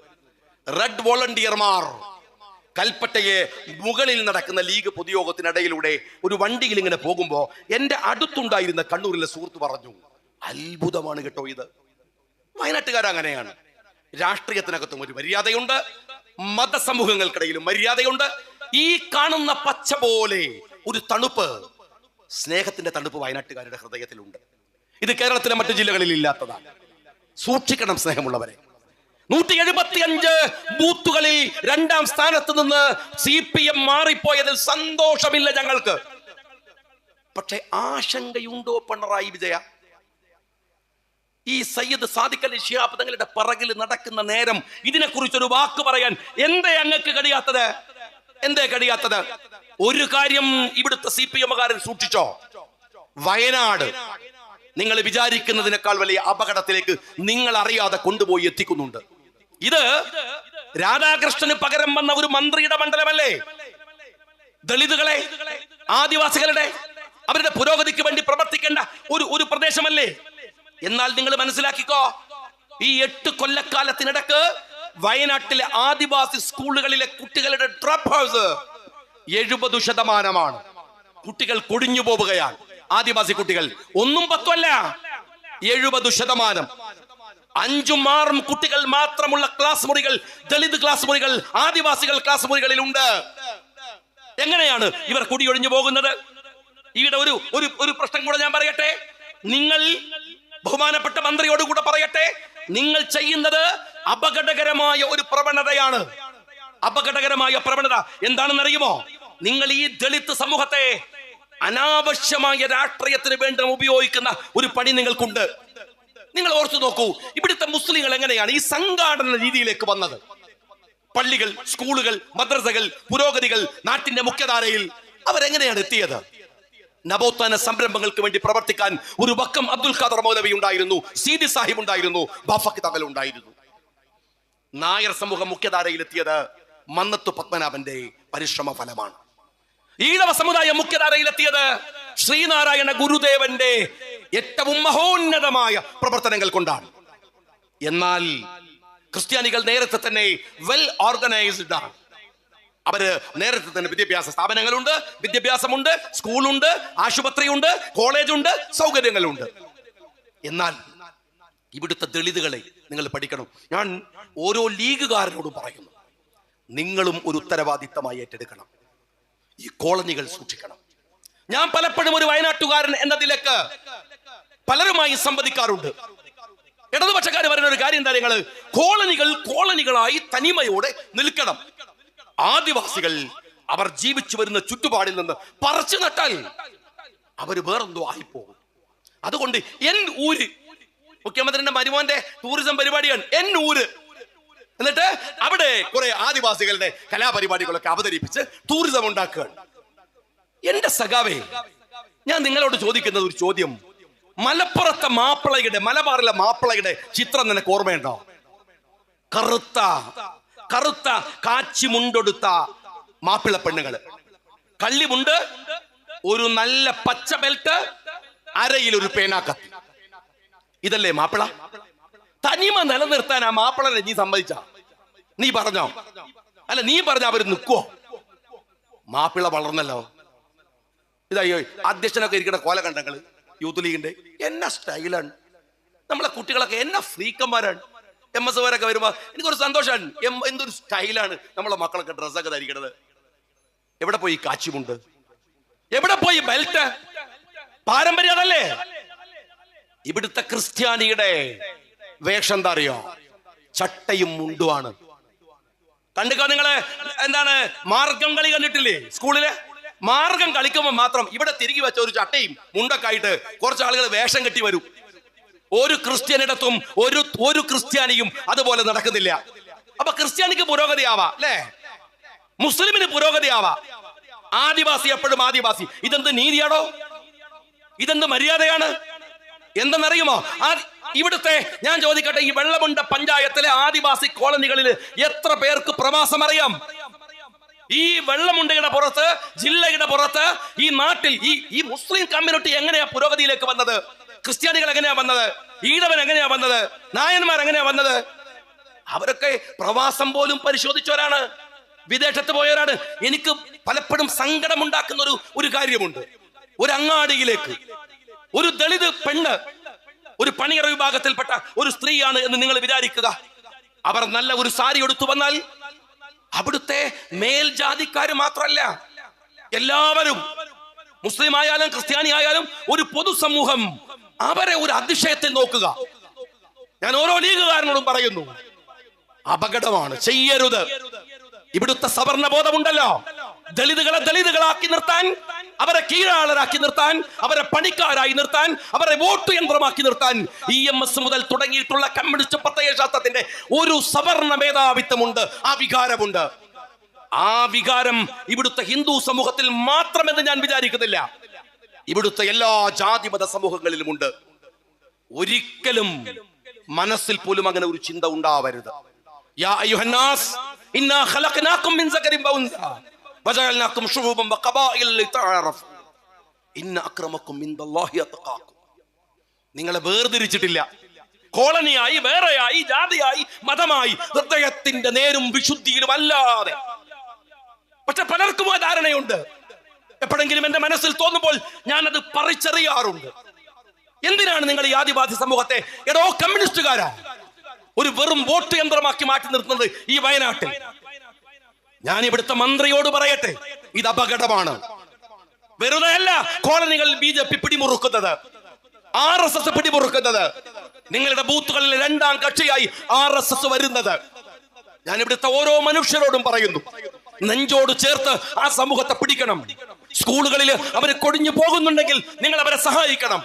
അത് KMCC ആയാലും, അത് ഇവിടുത്തെ ലീഗുകാരനായാലും, ഇവിടുത്തെ കോൺഗ്രസ്സുകാരനായാലും, ഇവിടുത്തെ മനുഷ്യന്റെ ബാധ്യതയാണ്. നമ്മുടെ കണ്ണിന്റെ മുമ്പിൽ ഒരു സമൂഹം ഇങ്ങനെ തകർന്നു പോകുന്നുവെങ്കിൽ അള്ളാഹുവിന്റെ മുമ്പിൽ മറുപടി പറയേണ്ടി വരും. ഇല്ലെന്ന് വിചാരിക്കരുത്. ഇത് ഖായിദ മില്ലത്ത് മുഹമ്മദ് ഇസ്മായിൽ സാഹിബിന്റെ രാഷ്ട്രീയ പാർട്ടി എന്ന നിലയ്ക്ക് തന്നെയാണ് ഞാൻ നിങ്ങളോട് പറയുന്നത്. സൂക്ഷ്മതയുണ്ടാവണം സ്നേഹമുള്ളവരെ. ഗൗരവത്തോടെ ആ രാഷ്ട്രീയത്തെ കാണാതിരിക്കരുത് നിങ്ങളെന്ന് ഞാൻ നിങ്ങളോട് സ്നേഹപൂർവ്വം പറയുകയാണ്. ഈ സവർണാധിപത്യത്തിന്റെ ഈ വികൃതമായ രാഷ്ട്രീയം, വോട്ട് മതി, അതിനപ്പുറം ചിന്തയില്ല, അതിനെന്ത് തോന്നിവാസവുമാ. ഈ രാഷ്ട്രീയം എത്ര കാലം കൊണ്ടു നടക്കും സഖാക്കളെ? നിങ്ങൾ ഈ അതിക്രമം, ഈ തോന്നിവാസം, നിങ്ങൾ വയനാട്ടുകാർ. ഞാൻ ഒരൊറ്റ കാര്യം ചോദിക്കട്ടെ. കണ്ണൂരില് നവീൻ ബാബു ആത്മഹത്യ ചെയ്തു എന്ന് നമ്മൾ വിചാരിച്ചു. ഞാൻ 10 കൊല്ലം അവിടുത്തെ MLA ആണ്. എനിക്കത് വിശ്വസിക്കാൻ കഴിയില്ല. കാരണം നവീൻ ബാബുവിനെ അറിയില്ല. പക്ഷേ എനിക്ക് ദിവ്യയെ അറിയാം, ഷാജറിനെ അറിയാം, പിണറായിയെ അറിയാം, P ജയരാജനെ അറിയാം, കണ്ണൂരിലെ CPM-നെ അറിയാം. ഇതൊരു സ്വാഭാവികമാണെന്ന് ഞാൻ കരുതിയില്ല. ഞാന് നവീൻ ബാബുവിന്റെ കുടുംബം കോടതിയെ സമീപിക്കുന്നതിന് മുമ്പ് ഞാൻ പലയിടത്തും സംസാരിച്ചു. എന്താ നിങ്ങൾ വിചാരിക്കണം എന്താണ്? ദിവ്യ എന്തോ ഒരു വർത്താനം പറഞ്ഞപ്പോ കൈക്കൂലി വാങ്ങിയല്ലോ എന്ന് ബേജാറായിട്ട് നവീൻ ബാബു ആത്മഹത്യ ചെയ്തു എന്നാണോ?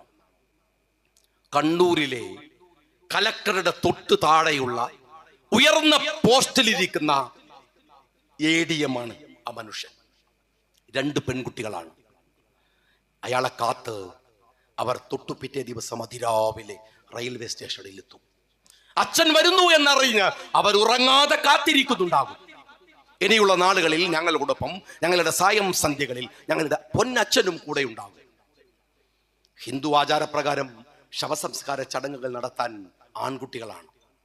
പക്ഷെ കണ്ടോ നിങ്ങൾ, ആ പെൺകുട്ടികൾ ഒരുപക്ഷേ ആചാരങ്ങൾ പറയുന്നവർ സ്തബ്ധരായി നിൽക്കെ ആ പെൺകുട്ടികൾ ആ ചിതയിൽ അനുബന്ധമായ ആചാരങ്ങൾ ചെയ്യുന്നത്.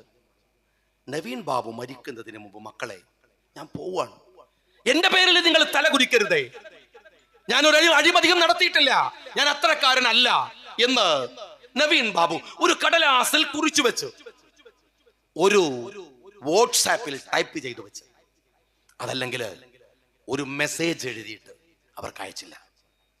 നവീൻ ബാബുവിന് ഒരു ഭാര്യയുണ്ട്, നല്ല വിവരമുള്ള ഭാര്യ, വിദ്യാഭ്യാസമുള്ള ഭാര്യ, ജോലിയുള്ള ഭാര്യ. ഭാര്യയോട് നവീൻ ബാബു പറയാണ്, ഞാനിത് അപമാനിക്കും, എനിക്കറിയില്ല, ഞാൻ മരിക്കുകയാണ്. 2 പെൺകുട്ടികളാണ് കേട്ടോ, അവരുടെ വിദ്യാഭ്യാസം നീ നോക്കണം, നീ അവരെ വളർത്തണം, എനിക്ക് വേണ്ടി അത് ചെയ്യണം കേട്ടോ. ഈ യാത്ര പറയാൻ ആ മനുഷ്യൻ തയ്യാറാവില്ല എന്ന് നിങ്ങൾ വിചാരിക്കുന്നുണ്ടോ? നവീൻ ബാബുവിന്റെ ആത്മഹത്യാ കുറിപ്പ് എവിടെ? ഞാൻ തോന്നിച്ചു, നവീൻ ബാബു മരിച്ചു കിടക്കുന്നു എന്ന് പറയുന്ന സ്ഥലത്ത് നിന്ന് 2 കിലോമീറ്റർ ഇല്ല കണ്ണൂർ ജില്ലാ ഗവൺമെന്റ് ആശുപത്രിയിലേക്ക്, 25 കിലോമീറ്റർ അപ്പുറമുള്ള പരിയാരം മെഡിക്കൽ കോളേജിലേക്ക്, CPM-ന്റെ കോട്ടയിലേക്ക്, ഈ ദിവ്യയുടെ ഭർത്താവ് പണിയെടുക്കുന്ന ഹോസ്പിറ്റലിലേക്ക് എന്തിനാ കൊണ്ടുപോയത്? സീൻ മഹസർ തയ്യാറാക്കുമ്പോ ബന്ധുക്കൾ, സഹപ്രവർത്തകർ ആരെയും എന്തേ നിങ്ങൾ കയറ്റാത്തത്? എന്താ കയറ്റാത്തത്? ഞാൻ സംശയിച്ചു. എനിക്കറിയാം, ഞാന് കുഞ്ഞനന്തൻ മരിച്ചത് എനിക്ക് ദുരൂഹതയുണ്ട് എന്ന് ഞാൻ പറഞ്ഞപ്പോ MV ഗോവിന്ദൻ എന്റെ നേരെ ഒരു ചാട്ടാണ്. കേസ് കൊടുക്കും ഷാജിനെതിരെ. കേസ് എന്ന് കേട്ടത് ഞാൻ പേടിച്ചു പോയി. കാരണം എനിക്ക് കേസില്ലാത്തതാണ്. ഞാൻ ബോധം കെടാൻ പോയി. കാരണം കേസ് വരിക. എന്റെ MV ഗോവിന്ദ, എന്താണ് സഖാവേ ആ കേസ് എടുക്കാത്തത്? ഞാൻ ഇപ്പോഴും ഇതാ പിന്നെയും ഈ രാത്രിയിൽ ആരോപണം ഉന്നയിക്കുകയാണ്. നിങ്ങൾ കുഞ്ഞനന്തന്റെ മരണത്തിൽ എനിക്ക് സംശയമുണ്ട്, ദുരൂഹതയാണ്, ഉറപ്പിച്ചു പറയാണ്. കുറച്ച് കേസ് തീർന്നല്ലോ, ഇല്ലാത്തതിന്റെ വിഷമം കൂട്ടിക്കോ, എടുക്കങ്ങള്. എന്താണോ സഖാബെ കേസ് എടുക്കാത്തത്? ഒരു FIR ഇല്ലാത്തത്? ഞാൻ പറയണു, നവീൻ ബാബുവിന്റെ വിഷയത്തിൽ ഞാൻ പറഞ്ഞപ്പോ പലരും പറഞ്ഞു, ഇവരെന്താ അങ്ങനെ പറയണത്? നവീൻ ബാബുവിന്റെ കുടുംബം പറഞ്ഞിരിക്കണോ, ഈ ദിവ്യ നിസാരാണോ? നിങ്ങളുടെ പാർട്ടിയുടെ ജില്ലാ പഞ്ചായത്ത് പ്രസിഡന്റ് മാത്രമല്ല, അവിടുത്തെ ബ്ലോക്ക് പഞ്ചായത്ത് പ്രസിഡന്റ് ഷാജിർ മാത്രമല്ല, നിങ്ങൾ പഴയ സഖാക്കളാണോ? സഖാക്കളെ ഒന്ന് പരിശോധിച്ച് നോക്ക്. എമ്മാതിരി കക്കലടോ കക്കണത്. എന്തൊരു ടീമാണ്. മുഖ്യമന്ത്രി കുടുംബം ഇരുന്ന് കക്കുകയാണ്. മോള് വേറെ, അമ്മാച്ചൻ വേറെ. മോൻ കുറച്ചൊരു ഷൈ ടൈപ്പാണ്, അതിന് മോന്റെ അമ്മോച്ചൻ ഇറങ്ങി. ഇവ ഇങ്ങനെ വെറുതെ നിൽക്കലേ ഉണ്ടാവുള്ളൂ പറഞ്ഞിട്ട് ലോനെ തട്ടി മാറ്റിട്ട് അമ്മോച്ചൻ ഇറങ്ങിയിട്ടാണ് ക്യാമറ കൊണ്ടുവന്നത്. എല്ലാവരും കക്കുക, ഓരോരുത്തർക്ക് ആവും പോലെ കക്കുക. മുഖ്യമന്ത്രിക്ക് അത്യാവശ്യം ഉഷാറുള്ളത് കൊണ്ട് അയാൾ കമ്പനി ഉണ്ടാക്കി കക്കുകയാണ്. K bus, K phone, K rail, K എന്ന് പറഞ്ഞിട്ടൊരു കമ്പനി ഉണ്ടാക്കിയിട്ട് കക്കുകയാണ്. താഴോട്ടെത്തുമ്പോഴത്തേക്കോ ഏരിയ കമ്മിറ്റി, ലോക്കൽ കമ്മിറ്റി ഒക്കെ നമ്മളെ പീക്ക പറയുന്ന പോലെ കിണ്ടി, കൊളാമ്പി തുടങ്ങിയ സാധനങ്ങളും അടിച്ചു മാറ്റിക്കൊണ്ടിരിക്കുകയാണ്. എല്ലാവരും ഇത് കക്കുകയാണ്. ഞാൻ നിങ്ങളോട് ചോദിക്കണത്, ഇത് പറയാൻ ബാധ്യത എനിക്കില്ലേ? നിങ്ങൾ എന്നോട് ദേഷ്യം പിടിച്ചത് എന്റെ പേരിൽ കേസ് കൊടുത്തതിനാണ്. എന്തിനാ ദേഷ്യം പിടിക്കണത്? എടോ, ഞാൻ അഴീക്കോടുന്ന് ജയിക്കണത് നിങ്ങളുടെ കോട്ടയെന്നാണ്. മനുഷ്യന്മാരെന്തിനാ വോട്ട് തരുന്നത്? എന്നെ എന്തിനാ പറഞ്ഞേക്കുന്നത്? CPM-ന്റെ ഒരു വലിയ നേതാവിനെ തോൽപ്പിച്ചിട്ട് എന്നെ ജയിപ്പിക്കുമ്പോൾ അവർക്കൊരു പ്രതീക്ഷയില്ലേ? ഇത് UDF-ന്റെ സ്ഥാനാർത്ഥിയാണ്, ലീഗിന്റെ സ്ഥാനാർത്ഥിയാണ്. അയാള് പടച്ചോന്റെ പേരിൽ സത്യം ചെയ്താണ് സത്യപ്രതിജ്ഞ ചെയ്യുന്നത്. വിശ്വസിക്കാം. നമ്മളെല്ലാം നികുതി കൊടുക്കുന്നവരല്ലേ. ഞാൻ നേരത്തെ പറഞ്ഞ പോലെ വണ്ടിക്ക് ടാക്സ്, റോഡിന് ടാക്സ്, എല്ലാത്തിനും, ഭക്ഷണത്തിന് ടാക്സ്, വസ്ത്രത്തിന് ടാക്സ്, പെന്നിന് ടാക്സ്, സ്കൂളിന് ടാക്സ്, എല്ലാത്തിനും ടാക്സ്. ഇതെന്തിനാണ്? മുഖ്യമന്ത്രിക്ക് പശുവിനെ പോറ്റാനോ മോക്ക് സ്വിമ്മിംഗ് പൂളിൽ ഇറങ്ങി കളിക്കാനോ അല്ല. ഈ പറയുന്ന നികുതി പണം അന്യായമായി ഉപയോഗിക്കുമ്പോ മിസ്റ്റർ ഷാജി, ഞങ്ങൾ നിയമസഭയിലേക്ക് പറഞ്ഞയച്ചിട്ടുണ്ട്, നോക്കണം. അങ്ങനെയാണ് ഞാൻ സഭയിൽ പോയത്. സഭയെ ചെന്ന് നോക്കുമ്പോ മൂപ്പര് നല്ല കക്കലാണ്, മോളും മോശമല്ല. ഞാൻ സഹി കെട്ടിട്ട് സഭയിൽ എഴുന്നേറ്റിട്ട് ഒരു MLA എന്ന പ്രിവിലേജ് ഉപയോഗിച്ചിട്ട് മുഖ്യമന്ത്രിയുടെ മുഖത്ത് നോക്കിയിട്ട് ചോദിച്ചു, അങ്ങയുടെ മകള് അവരുടെ പേരിൽ ആരോപണമില്ലേ? എന്നോട് ഞാൻ ആ TV ഇതിൽ അഭിമുഖത്തിൽ പറയുന്നുണ്ട്, ഒരു CPM നേതാവ് പറഞ്ഞു, ഒരു കോംപ്രമൈസ് സംസാരിക്കാൻ വന്നാൽ എന്നോട് പറഞ്ഞു, ഷാജി നിനക്കറിയില്ല, ആ മനുഷ്യൻ അന്ന് രാത്രി ഉറങ്ങിയിട്ടില്ല. അയാളെ ഇനി ഒരു ദിവസം ഉറങ്ങാത്ത ദിവസങ്ങളാണ് ആയുസുണ്ടെങ്കിൽ പിണറായി വിജയന് വരാൻ പോകുന്നത് എന്ന് നിങ്ങൾ എഴുതി വെച്ചോ. നിങ്ങൾ വിചാരിക്കണ്ടേ തെരഞ്ഞെടുപ്പ് കഴിഞ്ഞാൽ കട്ടതൊക്കെ കൊണ്ട് മക്കളെയൊക്കെ കൂട്ടിയിട്ട് അങ്ങ് രക്ഷപ്പെട്ട് കളയാന്ന്? ഞങ്ങളൊക്കെ ആയുസ്സോടെ ഉണ്ടെങ്കിൽ ഓർത്തെഴുതിക്കോ സഖാവ് പിണറായി വിജയ, കട്ടത് മുഴുവൻ കക്കിച്ചിട്ടല്ലാതെ ഈ ജീവിതത്തിലെ പൊതുപ്രവർത്തനം അവസാനിപ്പിക്കൂല. അങ്ങനെയുണ്ട്. ഒരു തെരഞ്ഞെടുപ്പ് കഴിഞ്ഞാൽ കട്ടങ്ങ് പോവാ, എന്നിട്ട് അടുത്ത ഗവൺമെന്റ് വരുമ്പോഴോ അങ്ങനെയൊക്കെ അങ്ങ് പോവാ. പള്ളി പറഞ്ഞാൽ മതി. അതിന് നടക്കുമോ നിങ്ങൾ വിചാരിക്കരുത്.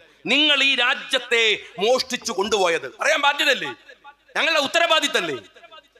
ഞാൻ എന്താ അപരാധം ചെയ്തത് നിങ്ങൾ ആലോചിച്ച് നോക്ക്. നിങ്ങൾ എനിക്കെതിരെ കേസ് കൊടുക്കുമ്പോൾ ആലോചിക്കേണ്ട ഒരു കാര്യം, എനിക്ക് സത്യം പറഞ്ഞാല് സുപ്രീം കോടതിയിൽ നിന്ന് ആരെ വക്കീലെന്ന് നിങ്ങൾക്കറിയോ? അഡീഷണൽ സോളിസിറ്റർ ജനറൽ ആരെ?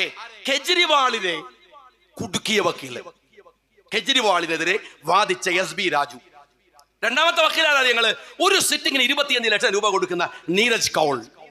എനിക്കെതിരെ ഞാൻ എന്റെ ആവതിനനുസരിച്ചിട്ട് ഞാനൊരു വക്കീലിനെ വെക്കുകയാണ്. 11 മണിക്ക് എൻ്റെ ബഹുമാന്യനായ സഹോദരൻ നമ്മുടെ പ്രിയപ്പെട്ട MP ഹാരിസ് മീരാനും, അതുപോലെ തന്നെ അവിടെ നിന്ന് ഡൽഹിയിൽ നിന്ന് പ്രിയപ്പെട്ട അഡ്വക്കേറ്റ് മർസൂഖും വിളിച്ചിട്ട് പറയാണ്, നമ്മൾ ജയിച്ചു. ഞാനിങ്ങനെ ദേഹത്ത് തൊട്ടു നോക്കുകയായിരുന്നു. എനിക്ക് അള്ളാഹുവിന്റെ ഒരു സ്പർശമുണ്ടല്ലോ. സ്നേഹമുള്ളവരെ, ജീവിതത്തിൽ നമുക്ക് അങ്ങനെ ചില ഘട്ടങ്ങൾ ഉണ്ടാകും. അള്ളാഹു നമ്മളെ ചേർത്ത് വെക്കുന്നത്, അള്ളാഹു നമ്മളെ ഒന്ന് തൊടുന്നത് അപൂർവങ്ങളിൽ അപൂർവമായി നമുക്ക് അനുഭവപ്പെടുന്ന ഒരു ഘട്ടമാണ്. ആ ഫീലിംഗ് ആണ് നാഥന്റെ മുമ്പിൽ ഞാൻ ആ നിമിഷം സുജൂദിലേക്ക് പോയി. എനിക്ക് എങ്ങനെയാണ് കഴിയുക ഇവരോട് മത്സരിച്ച് ജയിക്കാൻ? നീതിയില്ലെങ്കിൽ, സത്യമില്ലെങ്കിൽ, ധർമ്മമില്ലെങ്കിൽ, അതിനകത്ത് സത്യസന്ധമായ കാര്യമില്ലെങ്കിൽ. 2 കേസാണ് തള്ളിയത്. ഒന്ന് ED, ഒന്ന് വിജിലൻസിനെ. എത്ര ഉപദ്രവിച്ചു എന്ന് നിങ്ങൾക്കറിയോ? ഞാൻ 4 കൊല്ലം MLA ആയി നിൽക്കുമ്പോ ഒരു ഉറുപ്പിക സാലറി ഇല്ല. തിരുവനന്തപുരത്ത് നിങ്ങളൊക്കെ വരുമ്പോ വയനാട്ടുകാരല്ല നീ അയച്ചു വന്നാൽ എന്റെ MLA ക്വാർട്ടേഴ്സിൽ വരാം. അവിടെ വന്നാൽ ഞാനിങ്ങനെ പത്രാസിൽ ഇരിക്കുന്നുണ്ടാവും. ക്വാർട്ടേഴ്സിന്റെ വാടക ഞാൻ കൊടുക്കണം. അറിയോ നിങ്ങള്? 4 കൊല്ലം ഒരു ഉറുപ്പിക തരാതെ നിങ്ങൾ എന്താ അപരാധ ഞാൻ ചെയ്തത്? ഞാനെന്താ അപരാധ ചെയ്തത്? ആ കേസുകള് കള്ളക്കേസുകൾ ഉണ്ടാക്കി നിങ്ങൾ അതിനെ നടത്തി. 54 മൊഴികൾ. കോടതിയുടെ വാക്കെന്താ അറിയോ? വക്കീലിനോട് ചോദിക്കുകയാണ്, SB രാജുവിനോട്, KM ഷാജിക്കെതിരെ ഒരു വിസ്പർ ഉണ്ടോ? ഇതാ ഡയലോഗ്. വിസ്പർ ഉണ്ടോ? ഒരു ചെറിയ തെളിവ്. കള്ളക്കേസല്ലേ നിങ്ങൾ നടത്തിയത്? ഞാൻ ചോദിക്കട്ടെ, എനിക്ക് അത്യാവശ്യമൊക്കെ സൗകര്യമുള്ളതുകൊണ്ട് ഞാൻ വയനാട്ടിൽ നിന്നല്ലേ സംസാരിക്കണത്. അവിടെ ഞാൻ ആ കേസ് നടത്തി. പാർട്ടിയോട് ഞാൻ പൈസ ഒന്നും വാങ്ങിയില്ല, ഞാൻ ചോദിച്ചില്ല പാർട്ടിയോട്. എന്താ കാര്യം എന്നറിയോ? ഞാനിപ്പം വരുമ്പോൾ നമ്മളെ കുറേ സുഹൃത്തുക്കൾ, നാസറൊക്കെ ഉണ്ടായിരുന്നു അവിടെ, ഇസ്മായിലും എല്ലാവരും കൂടെ കൂടിയിട്ട് എന്നെ ഇങ്ങനെ കൂട്ടിക്കൊണ്ടുവന്ന് ഈ സ്റ്റേജിലിരുത്തി. നിങ്ങൾ താഴെ ഇരിക്കുകയാണ്, ഞാൻ നിങ്ങളുടെ കുറച്ച് മുകളിൽ ഇവിടെ നിൽക്കുകയാണ്. നിങ്ങൾ ഹൃദയം അറിഞ്ഞിട്ടാണ് ഷാജി അവിടെ നിന്നോ എന്ന് സമ്മതിച്ചത്.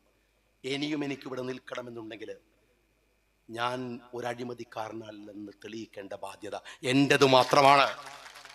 എന്റെ ബാധ്യതയാണ്. ഞാൻ ഒറ്റയ്ക്ക് കേസ് നടത്തി. പല സുഹൃത്തുക്കളും ചോദിച്ചു, പലരും വന്നു എന്നോട്.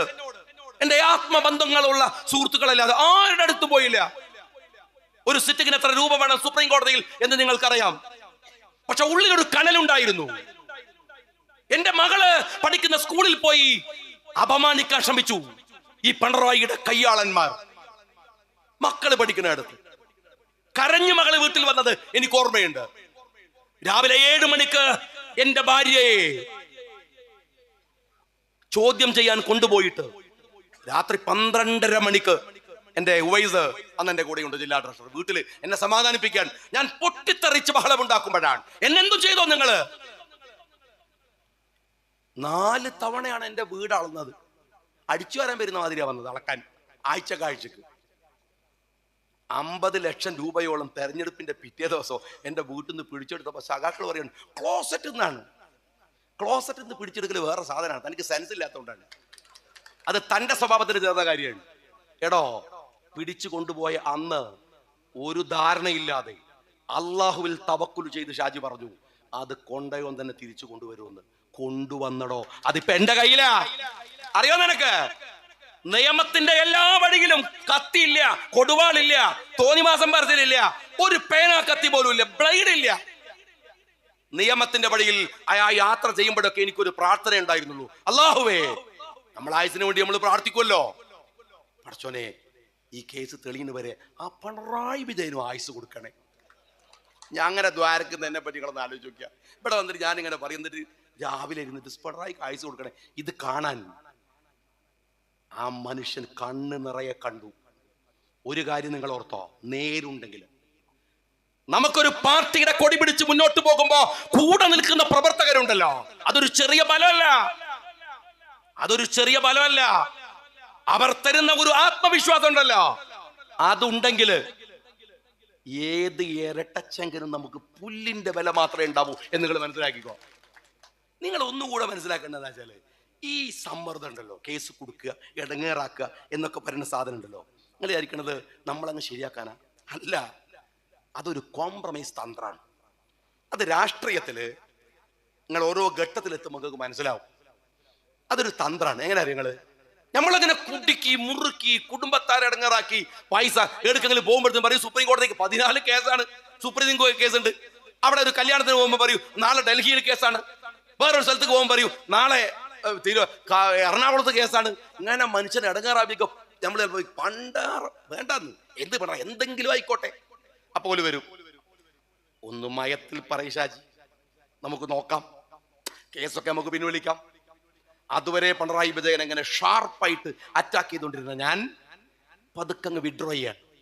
അപ്പൊ സഖാക്കൾ പറയാണ് ഷാജി ഇപ്പൊ പഴയ പോലെ ഒന്നും പറഞ്ഞില്ലട്ടാ, അവന് മനസ്സിലായി ഇയാളൊക്കെ വലിയ സംഭവമാണെന്ന്. അപ്പൊ എന്തായി, കള്ളന്റെ ഇമേജ് ഇരട്ടിയായി. ഇതൊരു തന്ത്രമാണ്. ആ തന്ത്രം ഏതാണെന്ന് അറിയണമെങ്കിലേ പിണറായി വിജയന് കേരളത്തിലെ തെരഞ്ഞെടുപ്പ് കഴിഞ്ഞതിന്റെ പിറ്റേ ദിവസം പെണ്ണുങ്ങളെയും കുട്ടികളെയും കൂട്ടി ടൂർ പോയത് നോക്കിയാൽ മതി. വേറൊരു സ്റ്റേറ്റിലേക്ക് പോയില്ല.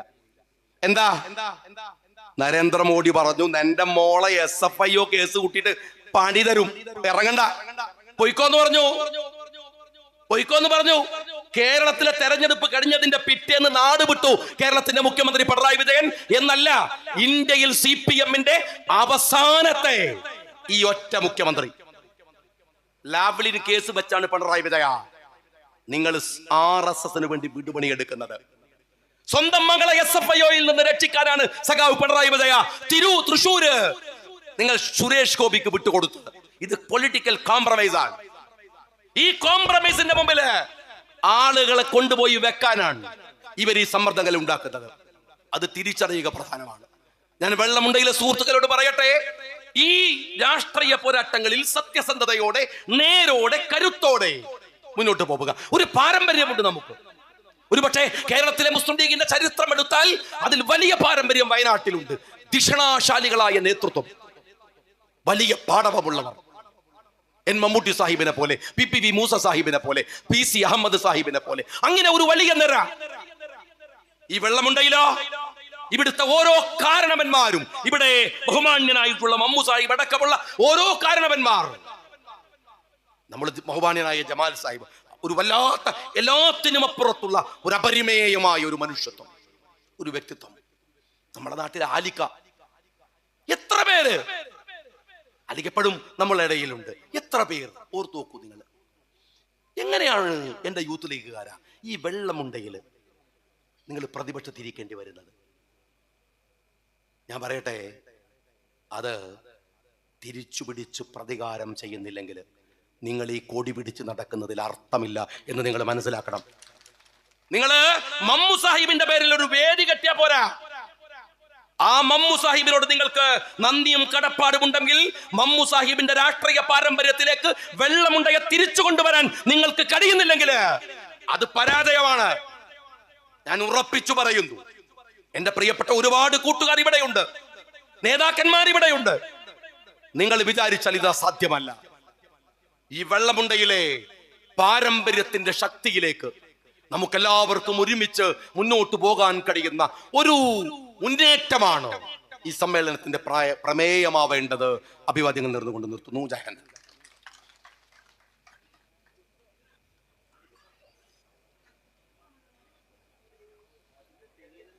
പ്രിയപ്പെട്ടവരെ,